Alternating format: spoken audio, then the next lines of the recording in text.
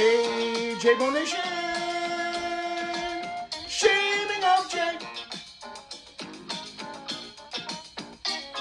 He's not a dopey dumb bitch. He gets laid.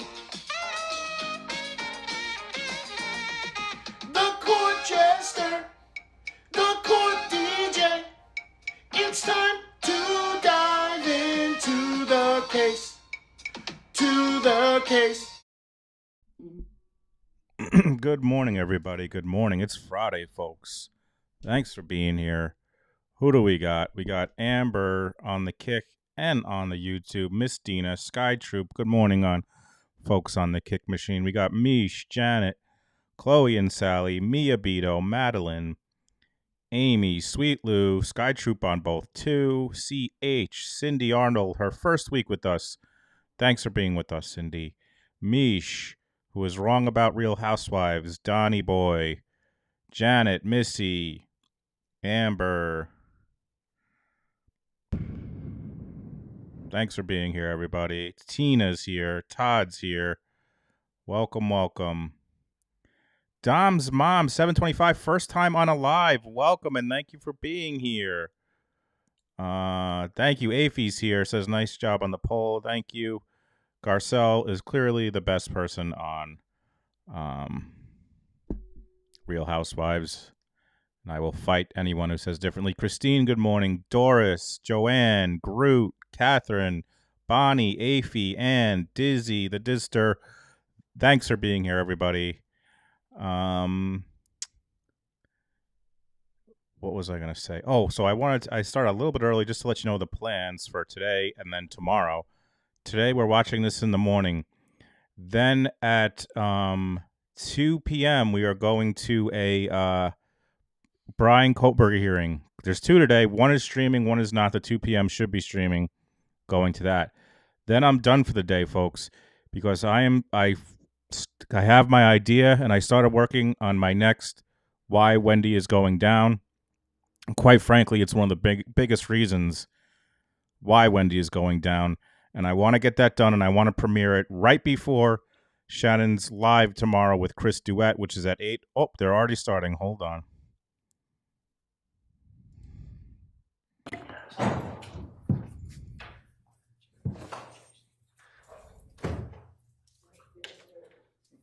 Good morning, everyone. Thanks for being here. As I indicated, good morning, Mia. Second Mia's here. Good morning, Katie girl. What the court intends to do is, while there is video evidence, allow the jury to take a break every 60 minutes. Wow. Also, the courtroom is somewhat warm. I plan to address that also. Are we ready to proceed? Yes, sir. Yes, CH 7:30 premiere time tomorrow. Bring the jury out, please. So, all right, they're bringing the jury already, folks. Did you hear that? A break every hour. You will bring the jury while they play video. While they play the video. Thank you, Ann. Good morning, Debbie. What's your Charlotte? Hope you're feeling better.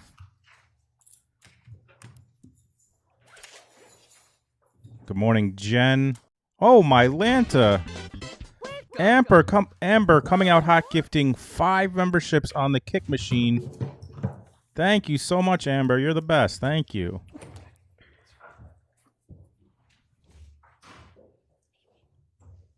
Donnie loves the surprise premieres. I know that, Donnie. Maybe I'll surprise. It'll be between 7 and 8, because 8 tomorrow is Shannon and Chris Duet. All right.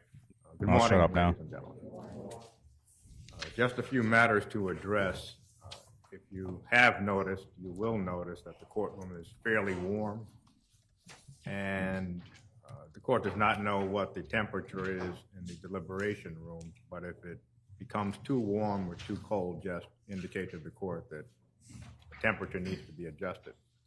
Secondly, because we are going to hear more video evidence today, what the court intends to do is take a break every 60 minutes rather than taking the regular breaks at 11:15 and 3:15. Are we ready to proceed? Yes, Judge. What's up, C Flats? Sweet Lou, Elizabeth L, Dane Mama. Thanks everyone for being here. Hopefully I didn't miss anyone. Tracy K, good morning. Here we go.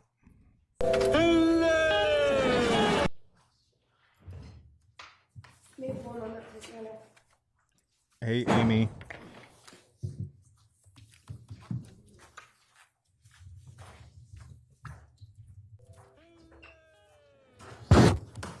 Whoa, that was loud. Morning. You may be seated. Thank you. Dr. Kimball.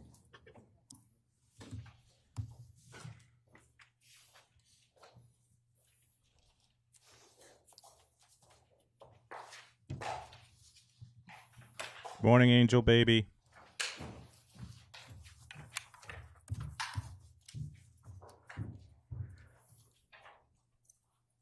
Are we ready, Attorney Felsen? Thank you, Your Honor. Thank you. One Dame moment, McGinnis. please. I'm sorry. Thank you, Your Honor.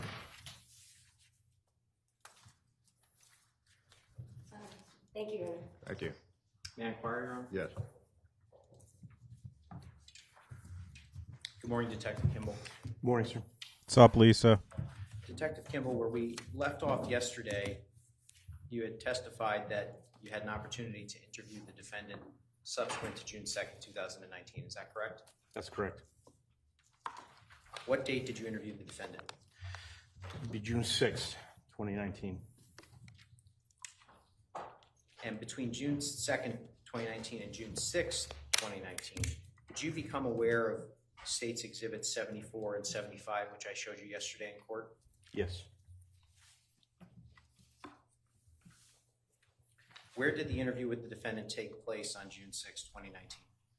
It took place at the offices of Andrew Bowman, 1804 Post Road East in Westport, which was her attorney at the time. Where in Attorney Bowman's office did it take place? There was a conference room in the on the first floor where we all met. Describe the conference room for the jury. It was a relatively large room, large table, multiple chairs. Dimension was probably 20 feet deep by 15 feet wide, approximately. It was a relatively large conference room. How were the arrangements made for this next interview to take place? My sergeant, Ken Ventresca, received a phone call from State's Attorney Richard Colangelo to contact Andrew Bowman that Michelle Troconis wanted to talk. Approximately what time on June 6, 2019 did this interview take place? Approximately between 1 and 2 p.m. Who was present from the state police at the outset of the interview? The outset was myself, Detective Corey Clabby, my Sergeant Ken Ventresca, and Detective Allison Peters, who was the administrative trooper at Troop G at the time. And then, of course, Michelle Troconis and Andrew Bowman. Did anyone else join the interview as it progressed? Yes. Who was that? State's Attorney Richard Colangelo. And Mr. Colangelo in 2019 was the state's attorney of the Stanford-Norwalk Judicial District. Is that correct? That's correct. He has since retired. Is that right? Correct. Was this interview also recorded? It was, yes. How was this interview recorded? There were 2 cameras set up, brought in by us, and set up essentially opposite corners of the room to document the interview. During the interview, did the defendant appear to be under the influence of any alcohol, drugs, or medication? No. What language did you communicate with the defendant in during this interview? In English. Did the defendant ever request the assistance of an interpreter for this interview? No. Did her attorney ever request the assistance of an interpreter for this interview? No. Where was the defendant positioned during the interview? The defendant was positioned right inside the entry door basically in front of where I was sitting. Everyone else was seated to her right or opposite her. And specifically with respect to you, where were you positioned? I was positioned at the end of the table, adjacent to where she was sitting on catty corner to her. You testified that Attorney Bowman was present. Where was he positioned? He was positioned directly to Michelle Troconis' right side. And have you watched this recording in preparation for your testimony today? Yes. I have this marked, Your Honor. Yes.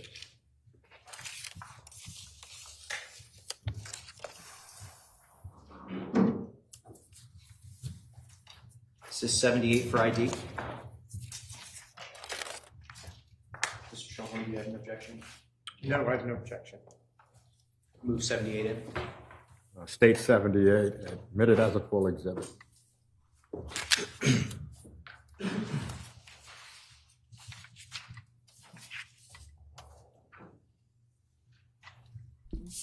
Also tomorrow, Permission to publish 78? Missy Mayhem will be tweeting, streaming on Kick. So if you're on the Kick machine, look out. If this command will work.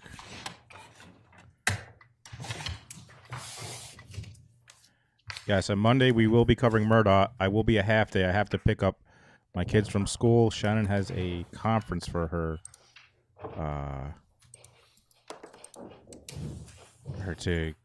therapy. Like she has to go to conferences, keep her license or her certification. So I'll be doing a morning stream for Murdoch, but the afternoon I will be off.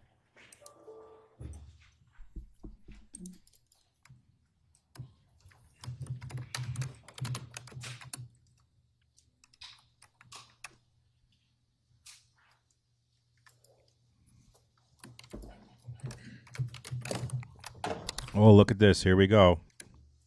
The second interview, and I believe this is after they found the alibi script. Here we go. I'm sorry. I'm sorry, we're just trying to figure out the sound situation.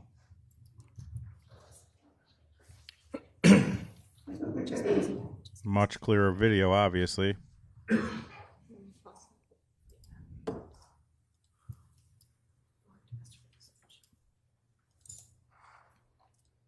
It's shut up. Oh, here you go. Right there. Thank you. Here we go. Now I'll be the IT guy. One's just a fail-safe, don't get spooked out. I'm here just to support these guys and the boss, so I'm just we're gonna be in the background, so, it's not a. Is this like a eviction? No, this is specifically for us. And to protect you as well. So we don't think this is, No. How are you doing? Better than being where you were, right? Right. You had a chance to talk with your attorney, Mr. Bowman, right? He's here with you. I just want you to know that I just came from the state's attorney for 20 years in this case. And I had over an hour time to talk to him about this case. So this is coming from him, okay? This is your chance.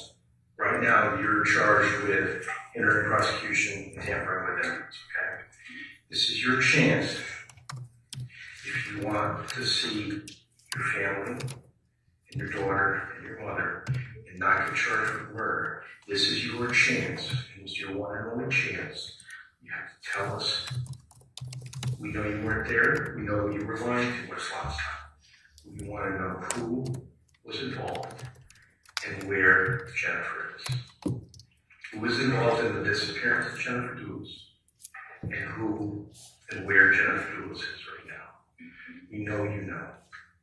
And we just want you to come clean and tell us everything that you know. That's coming straight from the state's attorney. You want me to convey that, okay? she understands that she waived her right to us the other day, it's still infected. It's still talking to us voluntarily. You don't have to talk to us. You're here, you're not in custody. We're here at your attorney's office in Westport. He's our other way tonight. She understands that she's going to answer your questions truthfully. Okay. We may all have differing views of what she knows, but she's going to answer your questions truthfully. Okay. So you wanted to talk to us today, right? Well, you guys wanted to All talk right. to us. Okay. Yes. So tell us everything you know about the night of May 23rd, going into the morning of May 24th, and the disappearance of Jennifer Douglas from her home in New Canaan. Just tell them from Thursday night they're asking you through Friday. I might not be accurate with the time. As best you can. Yeah. As best you can. But my daughter called me. The room of my daughter is. You guys been in the house or not? We personally have not, but we understand. All right. The room, it's once you get up the stairs, and then you walk 3 meters, and All it's. right. Jennifer, I'm just going to stop you just for a second. Michelle. I mean, it's okay, I can go faster. No.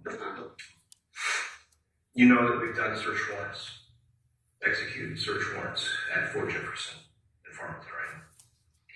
That you are inside the house looking for things, yes. And that's where you live? Yes. Fort Jefferson Crossing? Yes. And you live there with Phyllis Douglas And my daughter Nicole. and your daughter Nicole? Yes, And how old is Nicole? 12. Okay. You have to understand that we have more information than we had last time we spoke. Okay. So do you remember when we talked about how we felt that you were going through a list or a script? Yes. Okay. We found that piece of paper, those papers. Yes. Okay. We don't need to go through those. We need to know, what do you know about what happened to Jennifer Douglas on the 24th of May and where her body is? If you have enough information right now for photos, for murder. Okay. Right now, you were not arrested for murder, he's not arrested for murder. You both are arrested for tampering with evidence and hindering prosecution. Yes. In all likelihood, he will be arrested for murder. You need to tell us what you know. This is coming from the state's attorney. Just listen. You need to tell us what you know about Jennifer's murder and Phyllis Douglas. We know that you weren't there at the murder scene at the time. We know you have information. And we need to know that. We do not want to go through this movie. We don't want to go through the script because we found the script. And if we start to review the script, the rehearsed story that we found documentation of, our instructions from the state's attorney are to walk out that door. And when we walk out that door, that will be it. This is coming from the state's attorney. So please tell, I don't want to hear the script. I want to hear what happened to Jennifer, and I want to hear who's involved in her murder. I don't know. You're asking me something that I don't know. But can I say something? Don't get upset to me. I'm not upset. I just want you to understand where we're When from. you say rehearsal, it's not a rehearsal. It's Sunday. Okay, you'll have a chance. We found a piece of paper that mirrors your statement to us. We don't want to talk about that. We want to talk about. What do you want me to tell you? You told me Just, all something. right, let me try to. But he's asking you is to tell them what you did, what you heard, what you saw, what you knew from Thursday night. Thursday night, I went to sleep with my daughter. I woke up at the same time that I usually woke up, besides on Phyllis Thursdays. there Thursday. Yes. He was there all night. You leave. Well, I left the room at 12:59 because there was thunderstorm. My daughter called me. You guys have my phone, and you can see that I talked to my daughter. Well, we can see that you may have talked to your daughter, but we can also see that there were no thunderstorms. If we're Well, into that either. I don't know if thunderstorm. It was You just said raining. thunderstorm. I know, but There was almost zero precipitation that evening. Okay. I just want you to know. okay. Just going to pause the video at 6 minutes and 49 seconds. Detective Kimball, you indicated to the defendant that there was zero precipitation that evening. Where did you get that information? Got that from two sources. I got that from weatherunderground.com and timeanddate.com, two websites on historical weather. And what area was that historical, well, beginning with Weather Underground, what area of Connecticut were you researching? I was researching Farmington. And what area did it display? It displayed weather from Brainerd Airport in Hartford, which is approximately 24 miles to the northeast. Okay, and with respect to time and date? Oh, I'm sorry, 2019, May 24, at approximately between midnight and 1 o'clock in the morning. Okay. And so did you, well, let me ask you this. Were you trying to be deceptive with her, or was this the best information that you had at the time? I was not trying to be deceptive. That was the information I had at the time. Thank you, sir. And checking out every aspect that we can of your story, and your story has some significant problems. Okay. Okay. So you were with your daughter. My daughter called me at 12:59, I believe. Okay. So you slept And I with slept Nicole with that her night? until 6:40. Yes, that alarm. When you left the bed with Focus, was he there in the bed? Yes. Okay. Yes. So at 12:59. 1 o'clock in the morning, you went in with Nicole. Yes. Okay. And then go ahead from there. I slept with her. Her alarm and mine are set up at, I think hers is at 6:35. Mine for sure 6:40. We woke up. She takes showers. I go to my room. I also do the same thing. So this there. He was there. We woke up. He was there at the house. He was in the house. Okay. So what if I were to tell you that I have evidence that he was not in the house at that time? Okay. You see what I'm saying? Do you understand what I'm saying? I don't want to be over dramatic. I don't want to. This is not any kind of threat. I just want you to understand. You have a daughter who's 12 years old. You have a mother. How old is your mom? 60. Okay. All right. You want to see that, right? You don't want to go to prison. You don't want to get arrested for it. Can I just chime in? I'm sure you got released from the court, right? Behind your own. Have you looked at the news at all? Have you seen your face plastered? I mean, I'll be honest with you, you're probably one of the most hated women in America right now. And I'm not being mean. So this is like the golden ticket.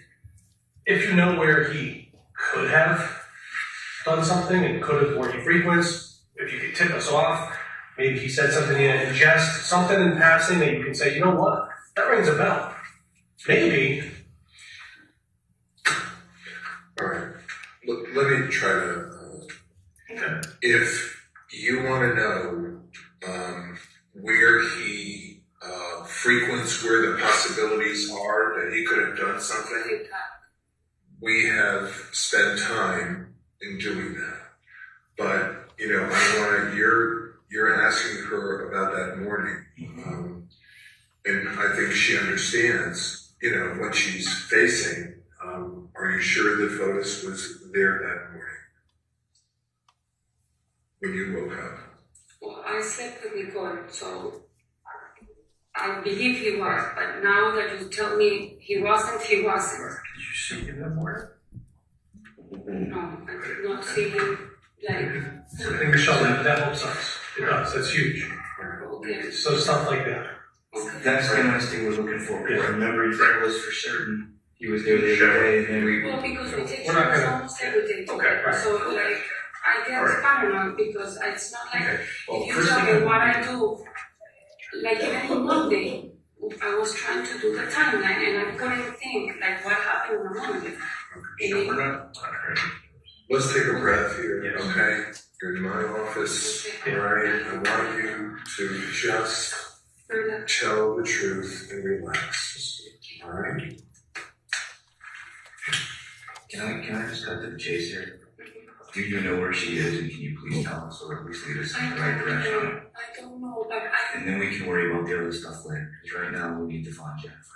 I don't know, but. Can we see what you have? Yes. Yeah, perfect. Just get away from all that. Okay. All right, this is, she's done 2 drawings here, okay? And the first, the one on the left side, is a drawing of where they used to go motorcycling. In the back. In the back of the house. Oh, for Jefferson Crossing. Okay. Okay. So. Can I explain? Absolutely. We discovered this road last year. These are like the tower electricity, and this is the, you told me the D what? Environmental protection, probably. Go ahead. Just tell them what you know. So we go with the motos, we go into this route. Where's Fort Jefferson? This house. Okay, so this is Jefferson Crossing. Yes, well, I'm missing one now. That's This is the trampoline, the playground. okay, so you ride out of Fort Jefferson. In the back, we go through the back of these 2 houses. This guy's upset because we're not supposed to ride there. We know that. We know which one. Okay. Gerard. So we get to the gravel, we go. At some point, we get out because there's like another road for vehicles that are supposed to be around this. And then we go, like, there's like a trail that's made by people doing mountain bike, walking, the dogs or whatever. Motos are not allowed here. And we go, and this is like more trees and more off-road. Then we go. There's a little stream, we pass that, then this becomes like an open field. Then here there's a reservoir because one time we kept going and we saw it and we turned back because the police saw us, no? And then we go back and we go here and we go back to the gravel and into the house. Okay. That we started doing it last year. Around September we discovered, I'm not 100%, but more or less. And the last time we went, for 2 times, we've done a different road. Once we get here, this is an open field. Again, this becomes trees. There's a road of houses here. We go, we do moto, and then this is 44, and then we go back on 44 to Jefferson because if we come this way, he gets upset. So this is an area that you're familiar with, that Photos is familiar with, you're telling me? Yes, but familiar at the most 15 times. Right, because I see it says 15 times. Yes. This is 2 times. The one that is longest. And in these 2 times, there's one that was another big. Because you cross 44, there's like a plant. These are 2 different things, right? Yes. Just ask you, as far as this piece of paper, why are you showing us this? When we're asking you about Jennifer Douglas, why are you showing us this? Because Auntie said, is there anything else where you usually go with photos or you do things? And I said, well, we go more. I mean, the pond is like the place where we go the most. The Avon. Yes, that's where we go from here to the end of when the competition, the King of the Pond, which is at the end of September. We pretty much, if the days are pretty, we go almost every day. Do you know if you or Photos went to this area around the 24th of May? No. I mean, no. You didn't. Do you know if Photos did? I don't know. You don't know? Okay. The last time I went with photos, it was like about 3 weeks ago in Babel. Like 3 weeks ago. And you all went riding your motorcycles? Each, yes. Okay, through that property? Yes. Okay. Just out of curiosity, do you guys normally have your cell phones with you? I do because of Nicole. Yeah, what Photos? No, I think he lives there. Does he normally, I mean, he has that business right before Group. That's his Yeah. business. He owns it. Is he like the owner or the operator? But I mean, that's his business phone, the 8625 number. Does he usually carry that phone? If that's his cell phone, which is the same one from the company. Does he usually have the phone with him? Yes, but I don't know writing because I'm the one who yet takes a back. How about water skiing? Does he usually carry? Is it on the boat? We told it's on the boat when he water skis. Okay. Who's in the boat? Fortis? Yes. That the phone is with the boat. Yes, yes. So he keeps it with him a lot, right? Yes. Because that's his business phone, the 8625. Yeah, I don't remember. 8647. Okay. All right, so you're showing us just because this is an area that you and Fotis are familiar with, where the Fotis is familiar. Andy's asked me, tell me please, where do you usually frequently go or spend time? So I told him, well, the pond, one, this we've done, and then the lots. What's this? No, this is how I was explaining. These are the lots that she has previously talked to you about. Why don't you explain what this is? Okay. So at the upper left. Well, for group or for this, he owns 585 Deer Cliff, which is like 100 meters from Jefferson Crossing. This is a tear down. This is a lot that is for sale. Then Deer Cliff, I was explaining earlier, becomes like Eli Road. He with Stefan, that is from Coldwell Bank, he's a realtor and a friend. Stefan is a realtor? Stefan Rage. Okay. Photos that I think yesterday, the day before, I passed by and I didn't see the signs anymore. There were signs of for group because the way photos arranged with some people that has lots is that, well, let's make a package for the MLS and the package with the house, and if they buy the package with doing a project of building a home, I do the home and the lot is Is there 4 subdivided lots, you're saying? Well, I don't know if there's more, but from what I remember, it's 4. Okay. So they're in this corner, and you can call Stefan Rage and ask him. So this is the area I see. This is the Mountain Spring area? Well, Mountain Spring is this road, which is Isn't that a little, it's a little cul-de-sac, right? There's a couple houses already, and there's where? that area you're talking about. This one? There's no construction here, so Okay. What road is that? It's in Old Mountain Spring. So now, Old Mountain Road. now, when you were there that day with Fotis, you told us you were there in Queen. No, that's here in Haiti. Okay. Can we just finish this drawing? Do you mind? Alright, So then, Old Mountain Road, there's other 3 lots of the owner's called Mr. Godfrey. He lives here with his wife, and at some point with T-Leaf, which is another realtor, broker, whatever, real estate, they arrange the same thing, that if they sell a project with 4 group deals, and the lot is of the owner. There's 3 lots here. But this, I think about a month ago, the Godfrey, the owner, gave it to the son that's also a realtor. So 4 group has nothing to do anymore with these 3. so it's Mr. Godfrey, 3 lots, it's on Old Mountain Road? Yes. Okay. And it's, how far away is it from these? In car. Is there a crossroad? This is near a crossroad. Is there, what is this near, do you know, or do you know the address, Mr. Godfrey? Okay. You can call Prop Shufria, which is from T-Leaf. What's T-Leaf? It's It's a realtors. yeah, like Coldwell Bank. Okay. Or It's a trade. Here's some other. so then this is Mountain Spring Road, but you have Typhoid Road. Well, this is longer, but I didn't know that. So Mr. One, he's a doctor, also had these 3 lots and did the same with Fotis, but this sold like 3 weeks ago. A guy came and bought the whole 3 lots, supposedly.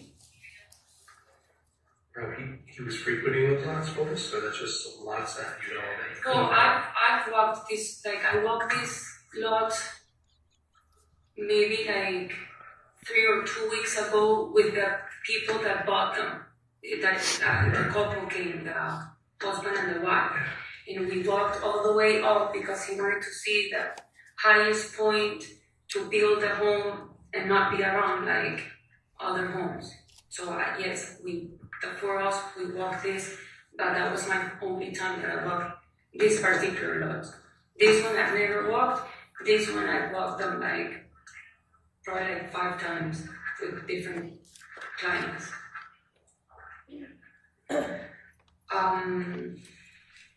Then there's like a lot in between, or I don't know what, and then these 3 lots belongs to Fotis, but in 80 it's the house. That's 84, 88. Yes. This one he just sold it to the Troconis. Which one? The 88.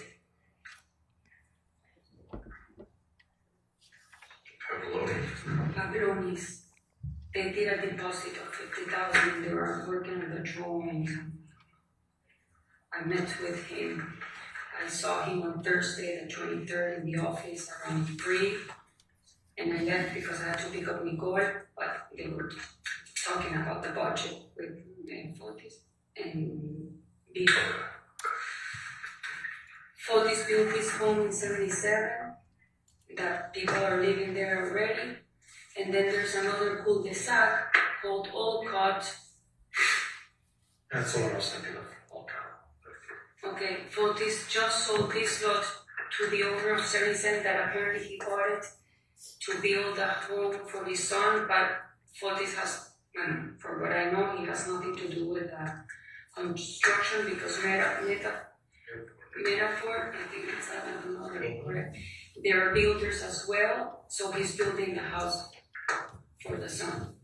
So all these places I've walked, besides not this, but the rest I've walked with Fotis.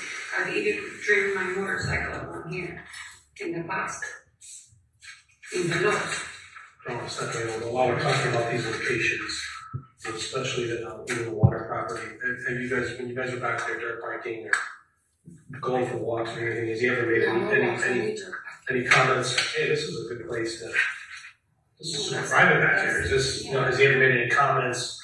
Yeah, about like a paradise for me. Paradise, or hey, if you're ever gonna kill someone, I throw him back here because he'll let her fall. I'm just saying things in joke. Alright. We talked that this is a paradise for a motorcycle. Obviously, we knew that it's kind of illegal because you're not supposed to ride there, but it was like.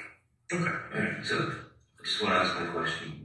You can't say that you saw photos from the moment you woke up until about 1, 2 o'clock in the afternoon on the day of the 24th, correct? Yes. Based on what you told us. So that you. In my mind. Not in your mind. He corrected me. I thought because that's how it is daily based. He was in the office. But you don't know for a fact you didn't see. No, I did not. And it's a large home. So when you did see photos that day. Stop the video at 24:01.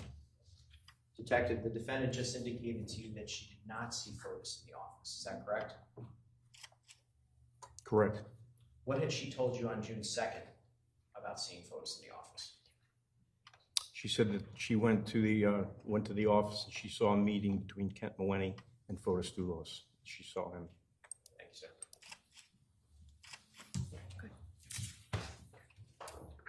Warren. No, a little bit before because we had lunch. Lunch, but I remember from the other day when you and I spoke that you would say it was sometime between 1 and 2. Yes, but then again, I don't have my phone, so I did receive a call from him at 1:50. What was it? It's somewhere in the paper, 53 or 57. So obviously we didn't. But when you gave the time to your attorney, you didn't have your phone. No, the phone was taken away. So I got AT&T. I got into AT&T. We're asking kind of like general questions, like is he there or not? But you really shouldn't need your phone to remember after. Like, was Fotis at the house? Was he in the shower with you or not? On the morning, that's what you're saying. We're not looking to pin you down on time. Well, maybe he wasn't, but he wasn't, right? No, he wasn't. I tell you, because I'm so used to taking showers with him, in my mind, when I'm nervous. okay, well, I'm trying to get to a point. Okay. And my point is that when you're eventually at the other properties with Fotis, he's out doing something. Just explain to us honestly how much you really did or didn't see, what he was doing or where he was. Because we've already determined that initially, whether you meant to be or not, you were untruthful with us about where Fotis was and what you knew.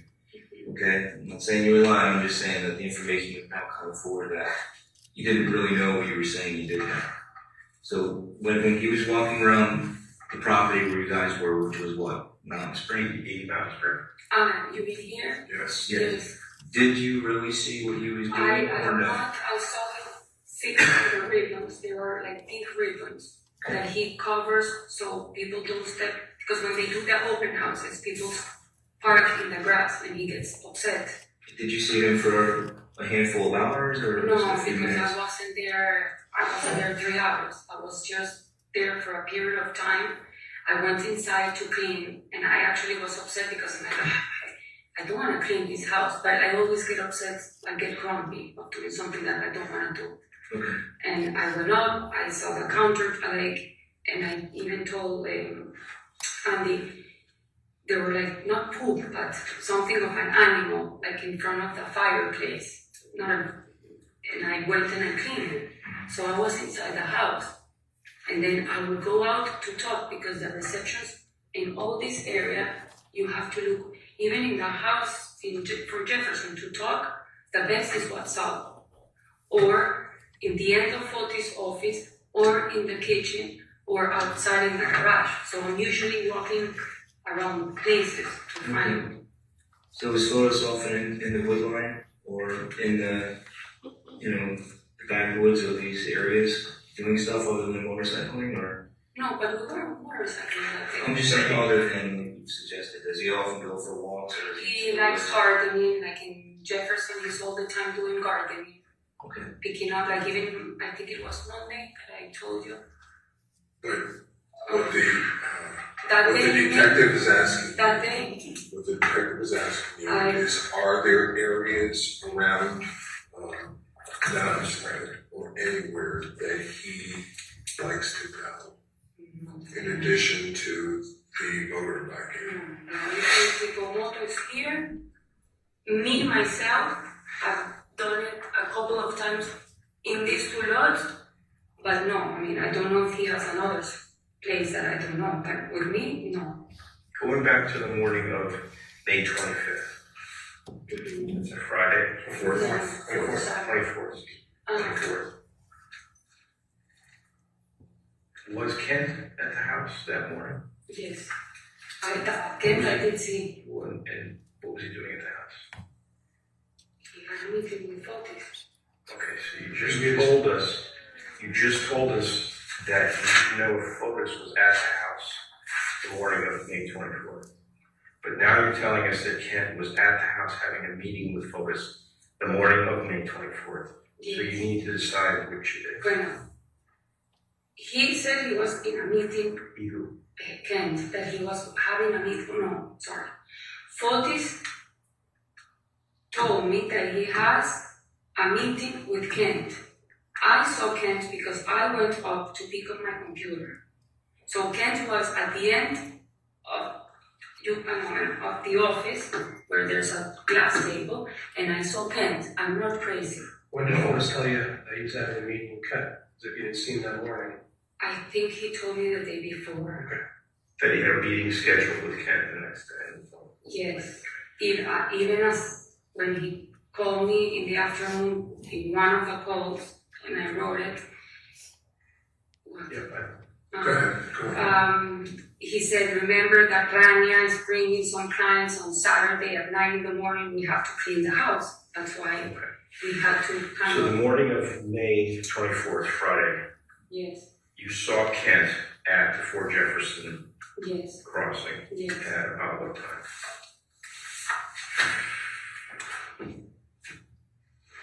If I got home at 8:12, normally 8:15.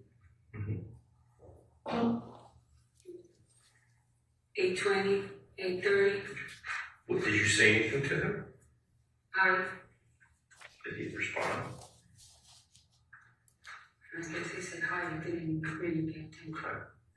And what was he doing? He was in the hallway? Near the office? In the far end of the office. So he was in Fotis' office? Yes.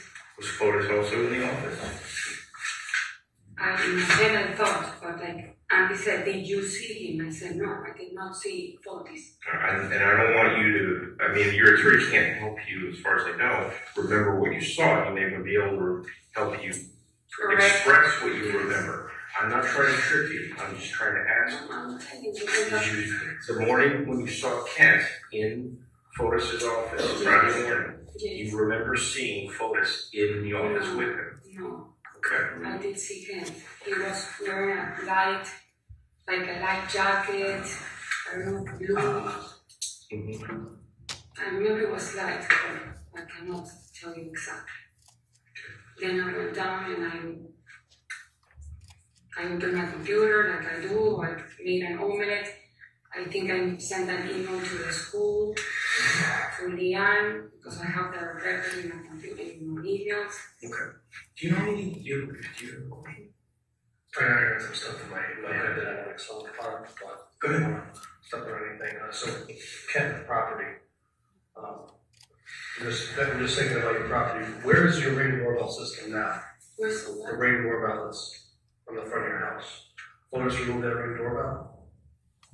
Do you guys ever have the video surveillance system in front of the house that folks have? Like a ring doorbell, you know, the ones that all the neighbors have that do video? Security. It has a camera in the doorbell. I don't know, for what I know, we never had cameras in the house. Not in the house, outside. No, the one that has cameras and you can knock, it's a neighbor. Right. And you can ask them and then you can see me going in and out all the time. We already, yeah, that was like, secondly, the other thing I was just thinking before it slips my mind is, Powell's Red Tacoma. That's common for that to be left at Deercliff, because we know Powell had the raptor. Yeah, because the way it works is that Pavel, because they don't, Fotis doesn't want to put too many mileage in the cars. Like, I mean, he wants to keep it. So Fotis drives the Tacoma. We'll drive the Red Tacoma. So you have access to it? Fotis has 3 cars: the Cherokee, the Suburban, and the Raptor. Right. And Pavel has the Toyota, pickup Toyota. Right. So usually Pavel doesn't drive the Toyota to New Canaan because it's his car, and he takes cars from the company. Correct. The only 2 cars that he usually takes, because the Suburban is kept more for Fotis to, if he needs it, like Wednesdays or Saturdays or Sundays with the kids, he takes the Suburban. And Pavel uses either the pickup truck or the Cherokee. And me, I use whatever of those 3 cars are left in the house. Because I use a lot of the Raptor, I use a lot of the Cherokee, and I use a lot of the Suburban. Those are the only 3 cars. And Pavel always leaves his car in the... So what did you drive that day, the Friday the 24th, when you went to Stop and Shop at 10 a.m.? You drove the white Jeep, right? Yes. So we can rule that one, right? You what? The white Jeep you drove on Friday morning, or something. Yes. To Stop and Shop at 10 o'clock, well, I think that cheese and a couple of things. Yes, I can prosciutto, Yeah. for sure, monster cheese. That's very good. The what? Prosciutto is good. And you can look, I mean, the date of the prosciutto must be in the package inside the refrigerator. The fucking cheese? We're getting the cheese now? If you didn't get some fresh sliced mozzarella, she's guilty. Yeah. So you have white Jeep that day, right? It's not my car, it's... But you're driving. Yes, Okay. yes. Pavel has the black Raptor. In my head, yes, I didn't see Pavel, I didn't see the Raptor. But usually, if the white car is there, it's because Pavel took the... So you took the white Cherokee that day to Stop and Shop because that was the only car left. Right? Focus was not home. No, but I don't know why I think the Suburban was there. The black car, the black Suburban, Was there? I think it was. Okay. I'm doubting, but Okay. because you guys No, obviously. just anything you can. I just think think of in your mind. maybe it was, but maybe I'm wrong. I don't know. I don't want to say something, No, but then you told me this. Oh, you know you had the white. You know you had your white Jeep Grand Cherokee that morning. We know you went shopping.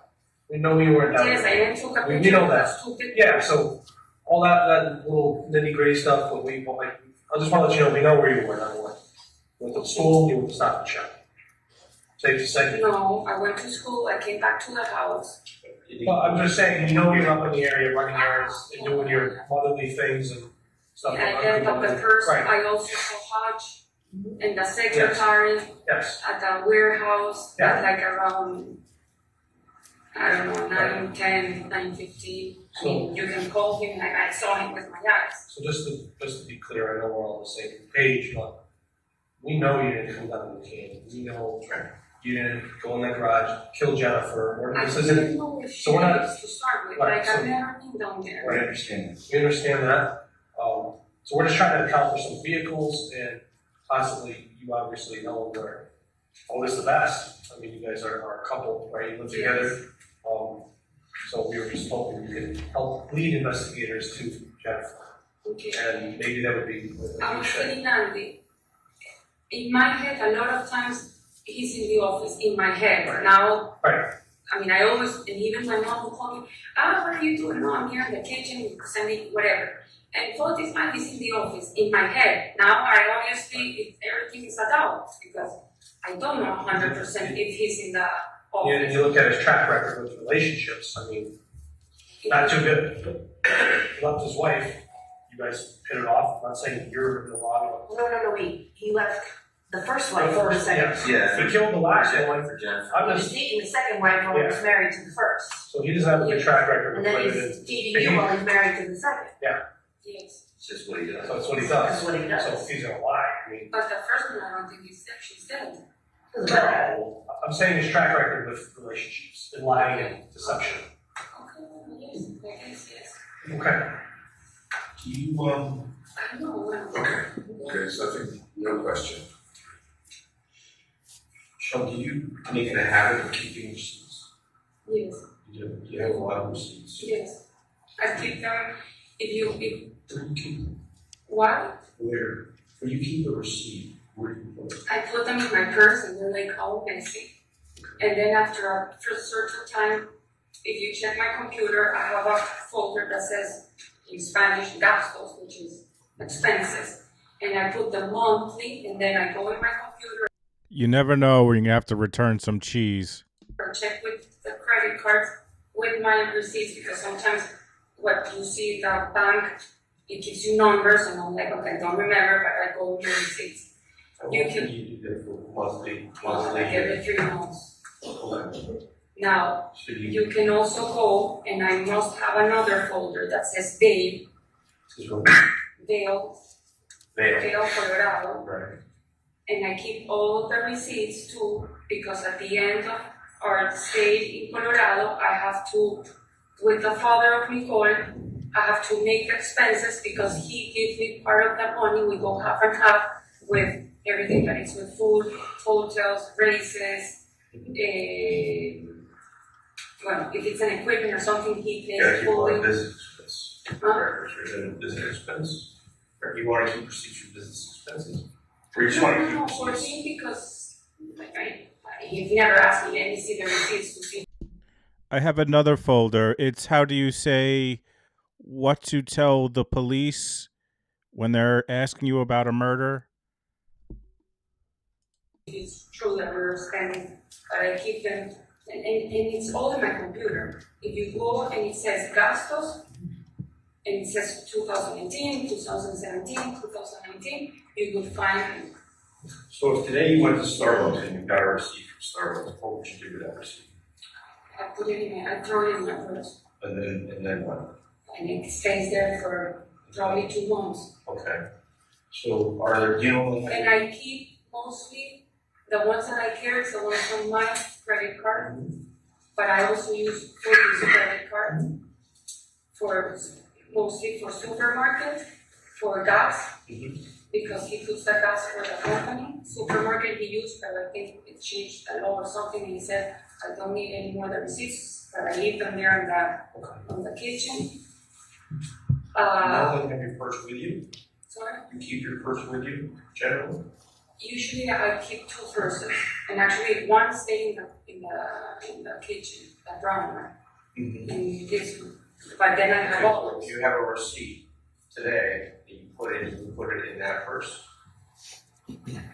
If this is the one I'm using, yes. If it's the other one, it goes. Do you leave it in the purse that you put it in, or you transfer No. the purse? Okay. Okay, so would you say that there should be a lot of receipts at your house, in your purse? 2 months worth of receipts? Yes and no, because I'm being bad with it in terms of like when it's with Fotis credit card, I try not When to. did you last look at your credit card bill? Yesterday. Okay, so, yeah, but around the 24th. Like, when did you last go through your credit card bill? Early in May? Or I earlier? think on the 20th, when Fotis said that his lawyer said that we have to do a timeline to remember where we were or whatever, I think that day I went through my purse. Jacob. Huh? Jacob. Yes, I think it was Jacob or Raymond. Okay. Now, and I went, and I want to keep track so I could like verify that I Alright, so was. you want to tell me what your lawyer told you to do, but. So I have the receipts, and they stayed, I think, in the other person, the brown one. And the ones lately I gave you yesterday. The ones. So there should be a lot of receipts that we'll try to find out in the brown purse that is actual Jefferson Cross. Yes, and probably ones from months ago. What if there, why would it be that there aren't a lot of receipts in that purse? Is there a reason why? Why there is a lot? Well, why there are a few? In other words, why perhaps in the purse are the receipts that you were referring to on the 24th and not other receipts prior to that? Because I fixed them when I had to do the timeline. I think this was Sunday that we did, like to write down in a paper that that's probably the Sunday the 26th, right? Sorry? That would be 2 days after the 24th. Yes. Okay. I separated and I said it was a way to prove it myself that I Okay, was if you want to go informed. back over your timeline, you want to establish your whereabouts certain times. Well, to prove it's a police complaint, listen, I went to the supermarket, I went to, I didn't buy that, So you took the receipts, you gathered all the receipts at that time in order to construct the timeline for your whereabouts? Is that what you're saying? No.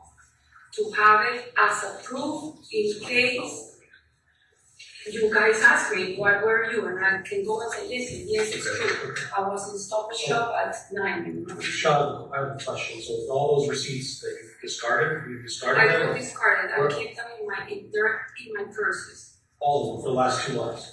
Yes, they are accumulated. I mean, so I just gave them yesterday to you, but can I open my purse? Yeah, absolutely.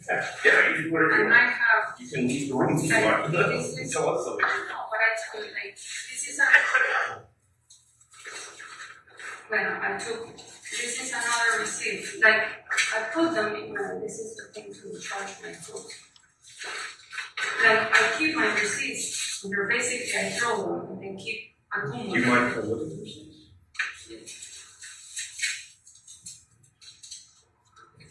How long you had that first? Since I left the house. When I bought it?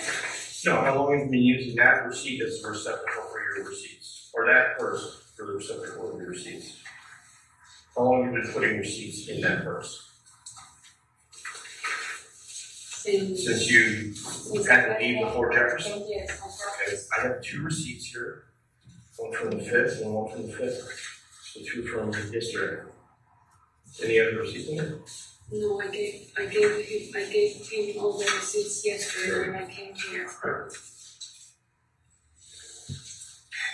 Do you understand how it looks sometimes? And then my mom, since I arrived here, my mom has been paying a lot, so I haven't bought that many things. Look, you have to look at the fact that you're in the car when the trash is getting dumped. And nobody in the world believes that you didn't know what was going on, what he was doing when he was throwing it out. There's no way you weren't asking, what are we doing, what is this stuff? This is abnormal, this is abnormal behavior. You did ask him? What is it? No, but can I Absolutely. explain? That's what we're We've done this in the past. We throw garbage. We've done it for in Avon Pond. I've done it in your opinion with. So when you asked him, But what are you my doing? Why are we doing this? No. Did you say? Is it just, it's gonna go get his state's chief here, so the man in charge of all this. You want to, process, well, if you're leaving the room, we're gonna. You're here, no, we're going to see, right? Especially, Yeah. Hey, Bowman, nice to see you, sir. Trying to call this all. No, we're here for you. We want to get. Everything I say, I'm saying it wrong, so. We're not expecting you to say like spot on. The things that we're asking, the information we're asking you Can for. I go just back? listen. The information that we're asking you for is not required, should not require you to have your phone to be precise with times. We're asking in the morning of kind of questions. These are general questions right now, and you shouldn't have need to either have your phone or you shouldn't have to be referring to receipts. We're trying to get information on where Jennifer is and what happened to her and who was responsible for what happened to her. Because we have a pretty good idea what happened. We need to find her for the family. And when the state's attorney Lansville walks back in here in a minute or two, he may have a few things just to explain because I feel like they're not telling us everything. Okay, what I was explaining, that throwing out the garbage, for me, it's not well, it's something new that we've done. Okay. What I was concerned was that I'd never been in that area. Sure. So I was like, why here? And yes, it was like construction and cars. I'm like, he would stop, someone honked. I'm like, you have to move the car. Then he moved it 3 meters and he stopped again. Like, it was like too much. So what kind of question did you ask? I said, why do we have to be doing that now? And what did he say? No, nothing. He's like, relax, everything is fine. It's just a few minutes. I was on the phone too. I was texting, talking, so it's not like I was like, let me see, like, and you have my phone, you can see that. Right, we're not worried about showing that you're there. You placed yourself there. We understand. I know, but it's not like, We're he just said, going if by. I go to Starbucks, I said yes. If I would have had my daughter, which I usually have her after 3:30, when she doesn't have activities of school because But she had to play that night, right? she had a play, I would have stayed at home. I would have not gone to Starbucks. That wasn't a plan that I went idea. I went to Starbucks, I was alone in the house. I had to wait to pick up Nicole at 9 at night because her play was from 7 to 9. I went as a companion, but if I knew he was doing something wrong, I would not even walked into that car. That's the part that I'm like, wow, I mean, if he really did this and he's putting myself. You have to see from our side, when we first spoke to you, I asked you specifically about something you dropped in the sewer, and you pretended like you didn't know. 20 minutes later, now all of a sudden you know. The first time we talked, your focus was in that house. The first time you told us that you were in the house and woke up, you took a shower of photos. Now you didn't take a shower of photos. Okay. So this is all going to come out and it makes you look like you're not telling the truth. I know. Like you're not telling the truth. You told me that I'm like in panic and that I'm like I'm not trying to panic you, but we want you to relax. We want you to relax. How can you relax if I'm like, you know, like I'm nervous? I'm not trying to upset you. Stop talking and take some deep breaths. I understand you're nervous. Just tell us, okay? And we're not here to make you nervous. We want you to, because I'm trying to tell you how you can be less nervous. Breathe and just listen to what I'm saying. We want you to take your time and give us as accurate information as you possibly can, but give us all the information. Okay. Because if this comes down to a trial, you would have a jury of 12 people, and they would be told the story, and then they would have to say, is that a believable story? And I'm not sure they would believe the story.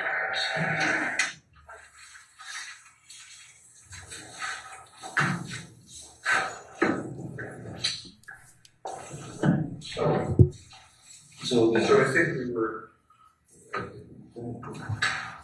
we were talking about the drive. in my heart, And I think you asked her, John asked, what did you say to, what did he say to you? Trip. yes, It's your it's basically, what I'm saying is that nobody is believing that you didn't know as you're going from can,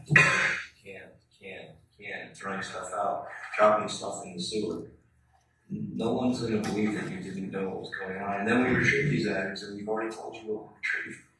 So, The license plate. more than that. More than that. More than that. We're not gonna go over what we retrieved, just No, suffice I to say. remember the license plate in Right. Can you tell us anything about that license plate? a kilo with blood. And Okay, you showed Sean, me- can you tell us anything about that I license? don't, I didn't even know. Did you ever see it? No, Alright, but you saw the mailer the FedEx,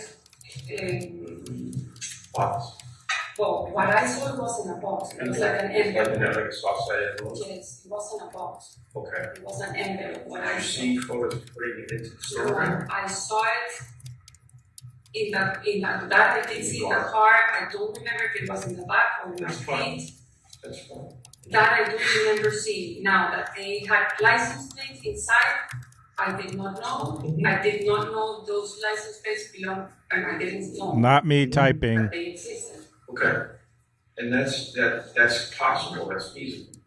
But given all of the information that you're driving, And sorry, absolutely. I don't remember if it was you or you told me that I handed it to him. That's, yeah, that was. And I said Don't worry about yes, but that. Don't worry about because I that. was nervous, I don't know if I handled it Don't or worry not. about that. That's not, you saw it in the car. But It's on video being, okay. all That of don't, you or someone of you don't that night worry about asked that. me if I disregard that, did. ignore that. And right, we've passed that, that's not an issue. It's not an issue. Well, but I said that yes, that I passed it. Okay, we're starting over with that.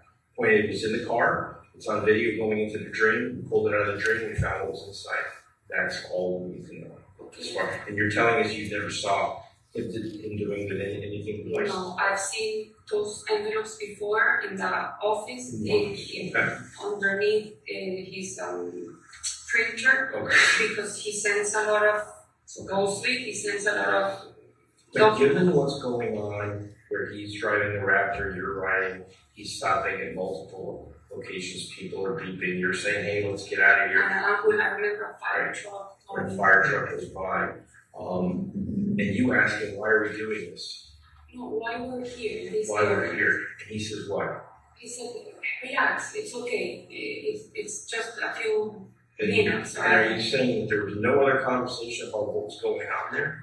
I was on my phone I understand texting, that. you can even verify I it. don't need to do that, I'm asking you the conversations that are on the There's phone, no that were going on between you and Well, I Phyllis. was a little bit upset because I didn't want to be there. I didn't want to be in that area. I've never been in that Because you said area. what, creepy, you called it creepy. It's not a nice area, I right? told it creepy to you guys. I don't think I said creepy to him. Okay. But you knew you were somewhere you don't normally go, right? Actually, when I went to the guy to see the GPS, I was driving with my mom and the GPS almost got me there, and I'm like, I remember this, like this area, I think, and I told my mom, this is where I think we drove, because again, I think some of you said, or you told me that there was no construction. I remember seeing. We're talking about today, we're having this conversation now, don't worry about what you said. Well, because I said things. Just listen, please. Well, this is a good time to take a break. So after you guys were driving down, he was. Ladies and gentlemen, we'll take our break until 11:20. Please do not discuss the case.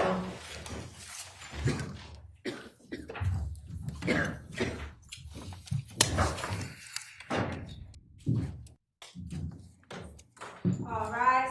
This honorable Superior Court now stands in recess. You can exit.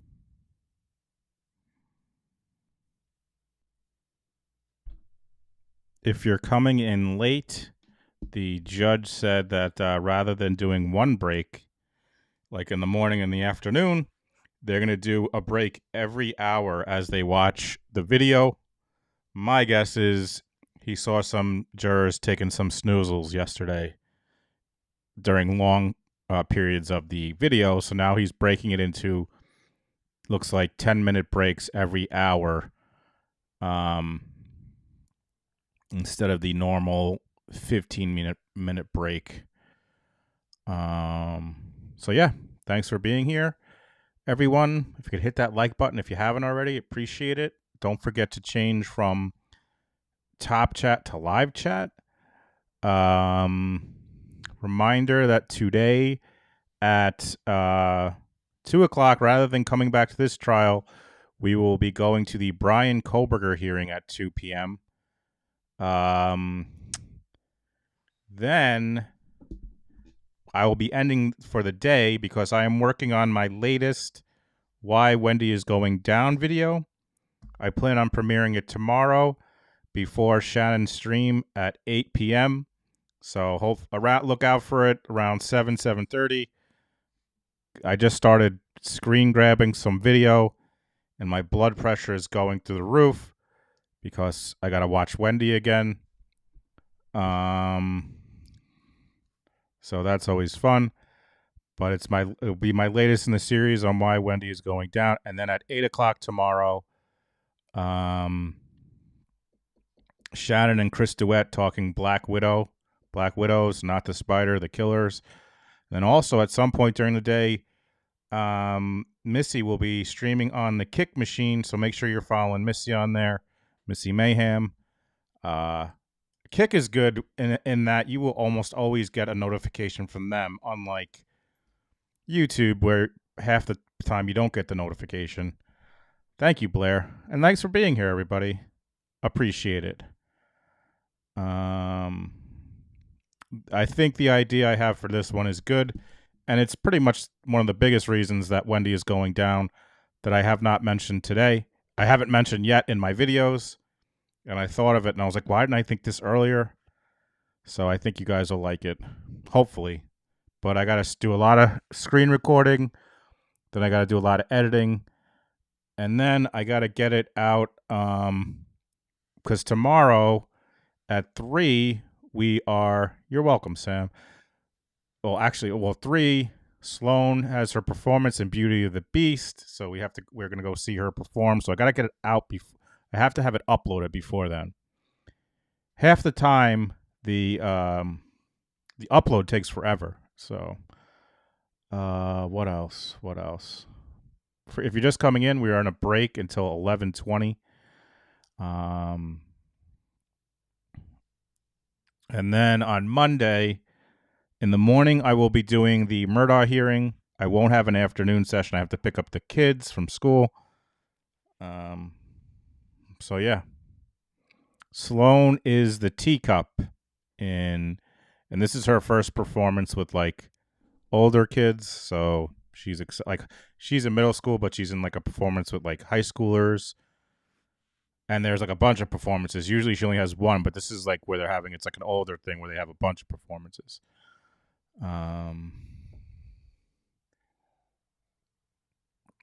Chip, that's it. Chip, that's the one. Monday morning, AFI Murdaugh hearings. That's what's Monday. Blair, I hope you feel better soon. We got a few folks who are pretty sick. We got Blair who's sick. We got Charlotte, Dixie. Hope you guys all feel better soon. Seems like it's the season, folks. Hope you all feel better soon. All right, so just let's go back to just talking about this video, this second video of Michelle. First of all, I mean, I think we all agree that she is. First of all, she starts coming in lying, basically, and they have to be like, we got the script. Stop lying to us. Tell us the truth. And then she goes into things with far too much detail about stuff that's inconsequential, which we've all learned is like, it seems like an indicator that someone is lying. It's very similar to Wendy also in that she goes into too much detail on stuff that doesn't mean anything. And then she also just keeps saying, well, check my phone, check my computer. Just like Wendy was like, here's my phone, here's my computer. Like that just absolves them from any guilt because they're like, look, here's my phone, here's my computer. I didn't do anything wrong. Look at it. So that just reminded me very much of Wendy, and I don't find her credible at all. And I completely agree with the last part of that interrogation where he's like, "You're gonna have to prove to 12 people that this is not." Well, actually, it's 6 people or whatever, but it's I don't think anyone's gonna buy her story. I really don't. I think she is not credible at all. I think that the jury is not going to find her credible, and that's to top off on the fact that they probably already don't like her defense attorney because he's so annoying. She's got a tough road to hoe, in my opinion. And this is not the last video. There's more videos, and she's just inconsistent, completely inconsistent. She has an alibi script for, and I'm just thinking about this. If Shannon's like, all right, we're gonna go drive to a city that's far away from us, and then she just keeps stopping and like throwing shit out, and the attorney brings this up, and you're not like, what are we doing here? Like, why are you putting something down a sewer drain? Who's gonna believe that? Who's gonna believe that she just had no idea? Kevin Trotter says she had to know what was going on, and I agree, Kevin. There's just no way. There's no way. If Shannon's like, we're going somewhere, I'd be like, all right. First of all, I'd be like, what do you mean? I don't want to go. First of all, I would be like, I'm staying home. No, I'm not going. And then she's like, all right, just come. And I'd be like, fine. And then as we stop at all these different random places that we don't normally go to, as like literally he's taking like a piece and he's putting it outside of a deli, I would be like, what the hell is going on here, babe? What are we doing? Come on. What are we doing? What are we doing here? No way she doesn't know what was going on. I would be like, babe, I'm not going. And then she'd probably be like, we'll go somewhere for you. Like we'll get you a Java chip. That's what she got too. She got a Java chip frappuccino, which is if I'm getting a frap from Starbucks, I'm getting Java chip.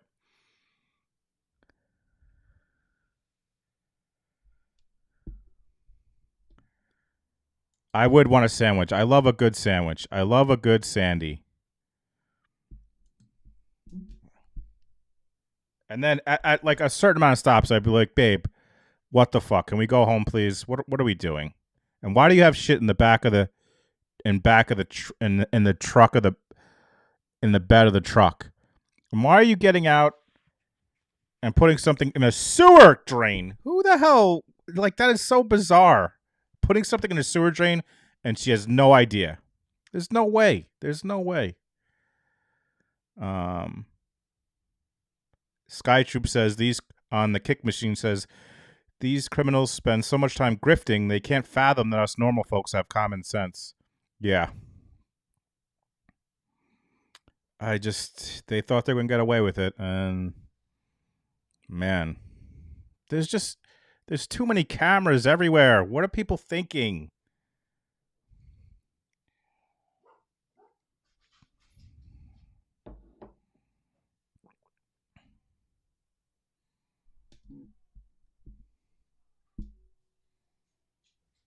Yeah, honey, Lisa says, honey, pull over. I have gum stuck to my finger. I have to wipe it on the sidewalk. I can't take a tissue from inside. And then with the receipts, she has receipts, and she takes a selfie with Marty. Come on. What are we doing here? Who's going to believe this? The interesting thing about this case is we have no idea how these attorneys are at presenting a long argument, like an open, because we didn't see an opening argument. So it'll be very interesting to see how they present a closing argument. This Schornhorn guy is going to be so annoying, and I also think he'll probably object during the prosecution's closing. So that will be very interesting to see.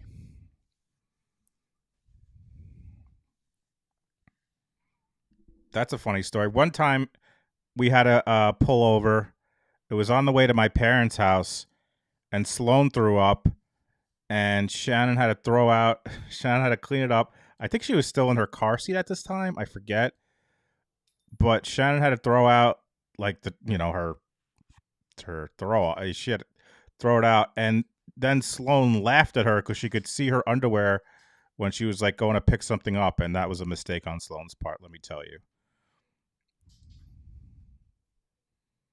Yes, I don't call them anything but a hero. I don't call it a grinder, hoagies and grinders, hoagies and grinders. I call it hero. It's a hero.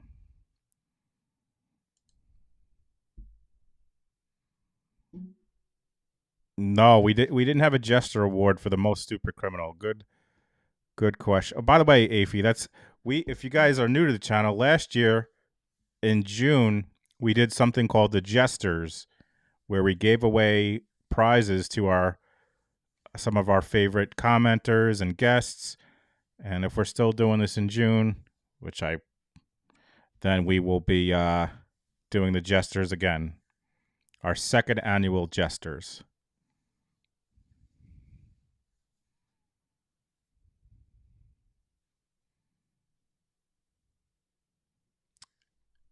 Yeah, ACS. What's a hoagie? A sandwich, like a 12-inch sandwich on like a Italian bread. It's a hero here in New York, but I know in different places people call it different things. Does everyone not call it a hero? What do you guys call it? Like a sandwich, like a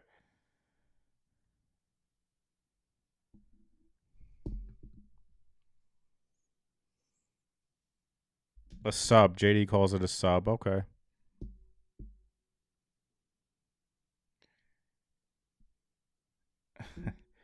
For the people who are saying, like, what do I mean if? I mean, what I mean by if is at a certain point, the money runs out. So I'm doing my best here to make sure the money doesn't run out. So, like, I don't have to get a regular job. So I mean, I'll still be, when I say I don't be doing this, I'll always be doing this. But I mean, specifically, like, all day streaming trials may become not feasible. But I'm doing my best to make sure that doesn't happen, but if it does, it does. Sub. People are saying sub, hoagie or sub. Sub. I'm the only one that calls it a hero?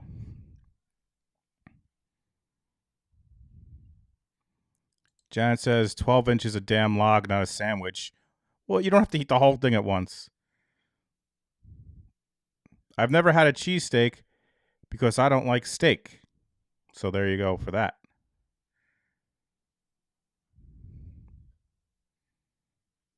Sub. Kevin says sub.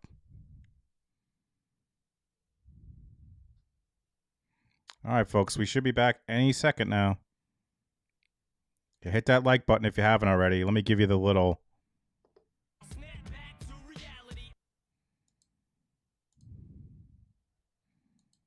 Again, folks, if you're coming in late, this judge has decided that we will be breaking every hour. Oh, we're back.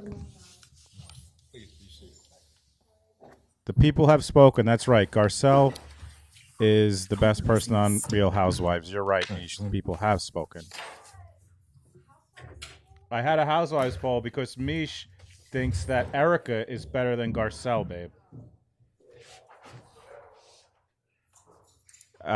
Mish, Shannon just said you're wrong, so sorry. Not sorry. Good morning, Nora. Good morning, everyone. Good morning, Deborah Ann. Thanks for being here. Do I like burgers? I love burgers, Amy. Love me a burger. Burgers are my fave.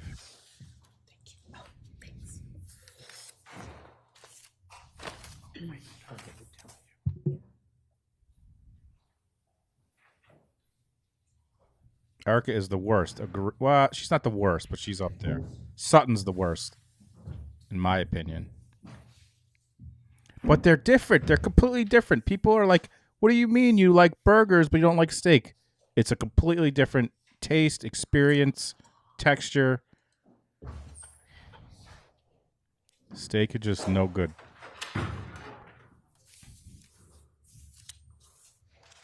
Kraft sandwiches. What the hell is a Kraft sandwich?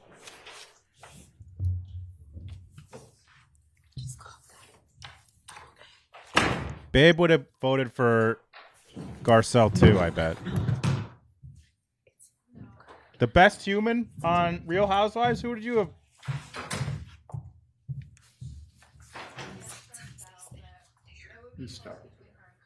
She says close between her and Kyle, Garcelle and Kyle. Kiefer, can you? We can bring Detective Kimball back in. She likes Sutton. I don't like Sutton. Guinness is back yet, Your Honor.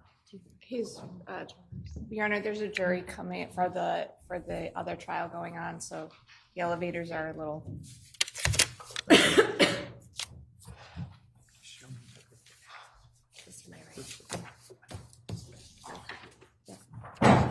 By the way, I mean, I am a peripheral watcher of, like, I don't have my full attention, but when I do watch, what the fudge was that?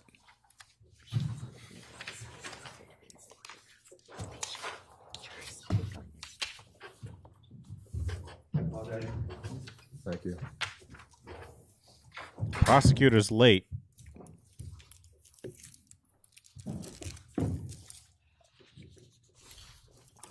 We can bring the jury back in. Oh, that was when I really disliked her, when she's like, name one, name him, name him. I was like, what's wrong with you? What a lunatic. Let's bring the jury.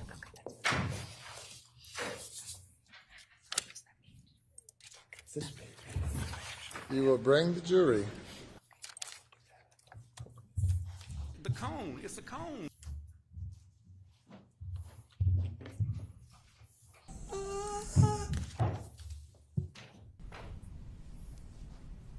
Terry.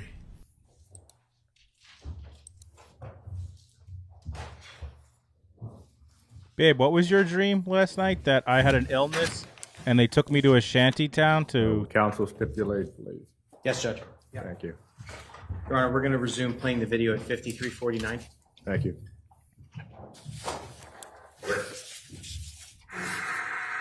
And you took, do you remember any of the roadside roads?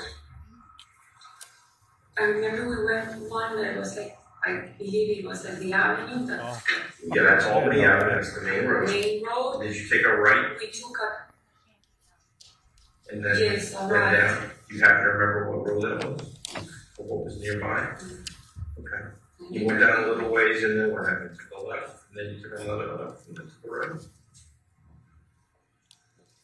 Okay, so you don't know the road, that's I do fine. know that we went in the loop, because at some point I Okay. think we went back to the same road. They're asking if you. During the loop, was anything thrown out?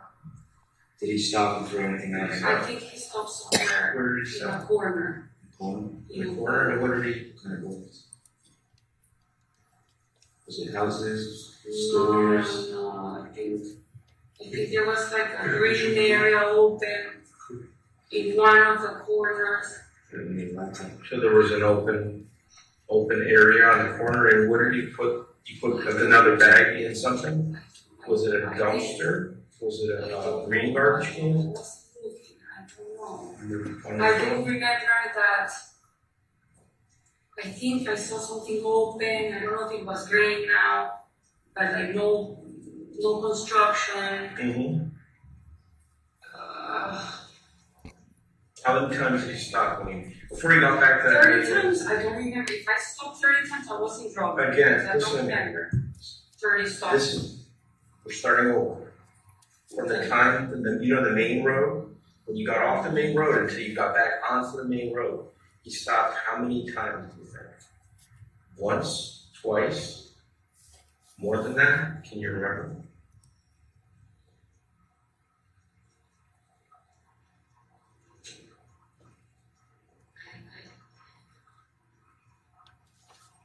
We're just asking if you I can't know, remember. I'm trying to think. I mean, Okay, I'll let you. one for sure. Otherwise, I would not remember. And I think one, but I'm like scared to say, because if I say 5, you say no, it was 30. If I say 10, you say 6. We're not getting to just your Okay, I think recollection, right? my recollection is that. One stop. One stop that I remember in a corner. Okay. Where there was some open space and green grass near that rooftop. There were buildings, but one spot, I don't know why, for one reason, I think it was open. Unless I'm. Well, I'll be honest with you, we don't know yet. We're gonna find out. We're just trying to have you help us find out, that's all. This isn't a That's what I trick remember, question, but we're asking you. Maybe I'm And then there were like homes, then, Homes? you know, or. Housing projects? Huh? Housing project homes or regular? What Maybe is homes. house projects? Like apartments. Apartments, like rows of apartment buildings. Be like a brick thing. Did you only see bags being thrown out? Did you notice anything like a road or anything? The rug that was, he placed up alongside of the building, large rug that was rolled up. Okay, but that's, I don't, sort of looking into where that rug may have come from. Because he does have dumpsters on his properties, right? Otis? He's got, You mean the home, that like, Otis has regular access to dumpsters on his properties, but on his the big construction. ones? Yeah. Yes, but when the big construction is done, Well, it's just, you guys put your trash out on Fridays, right?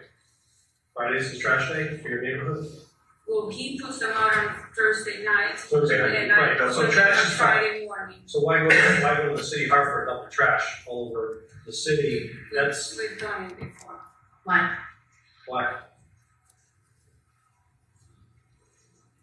I don't have like a. You're very slow moving, Michelle. You know I that. know, but, You're not- but because I don't know, he doesn't want to keep the bags in his house or in the construction area. But I don't know, like, Oh, the city airport is right up the road.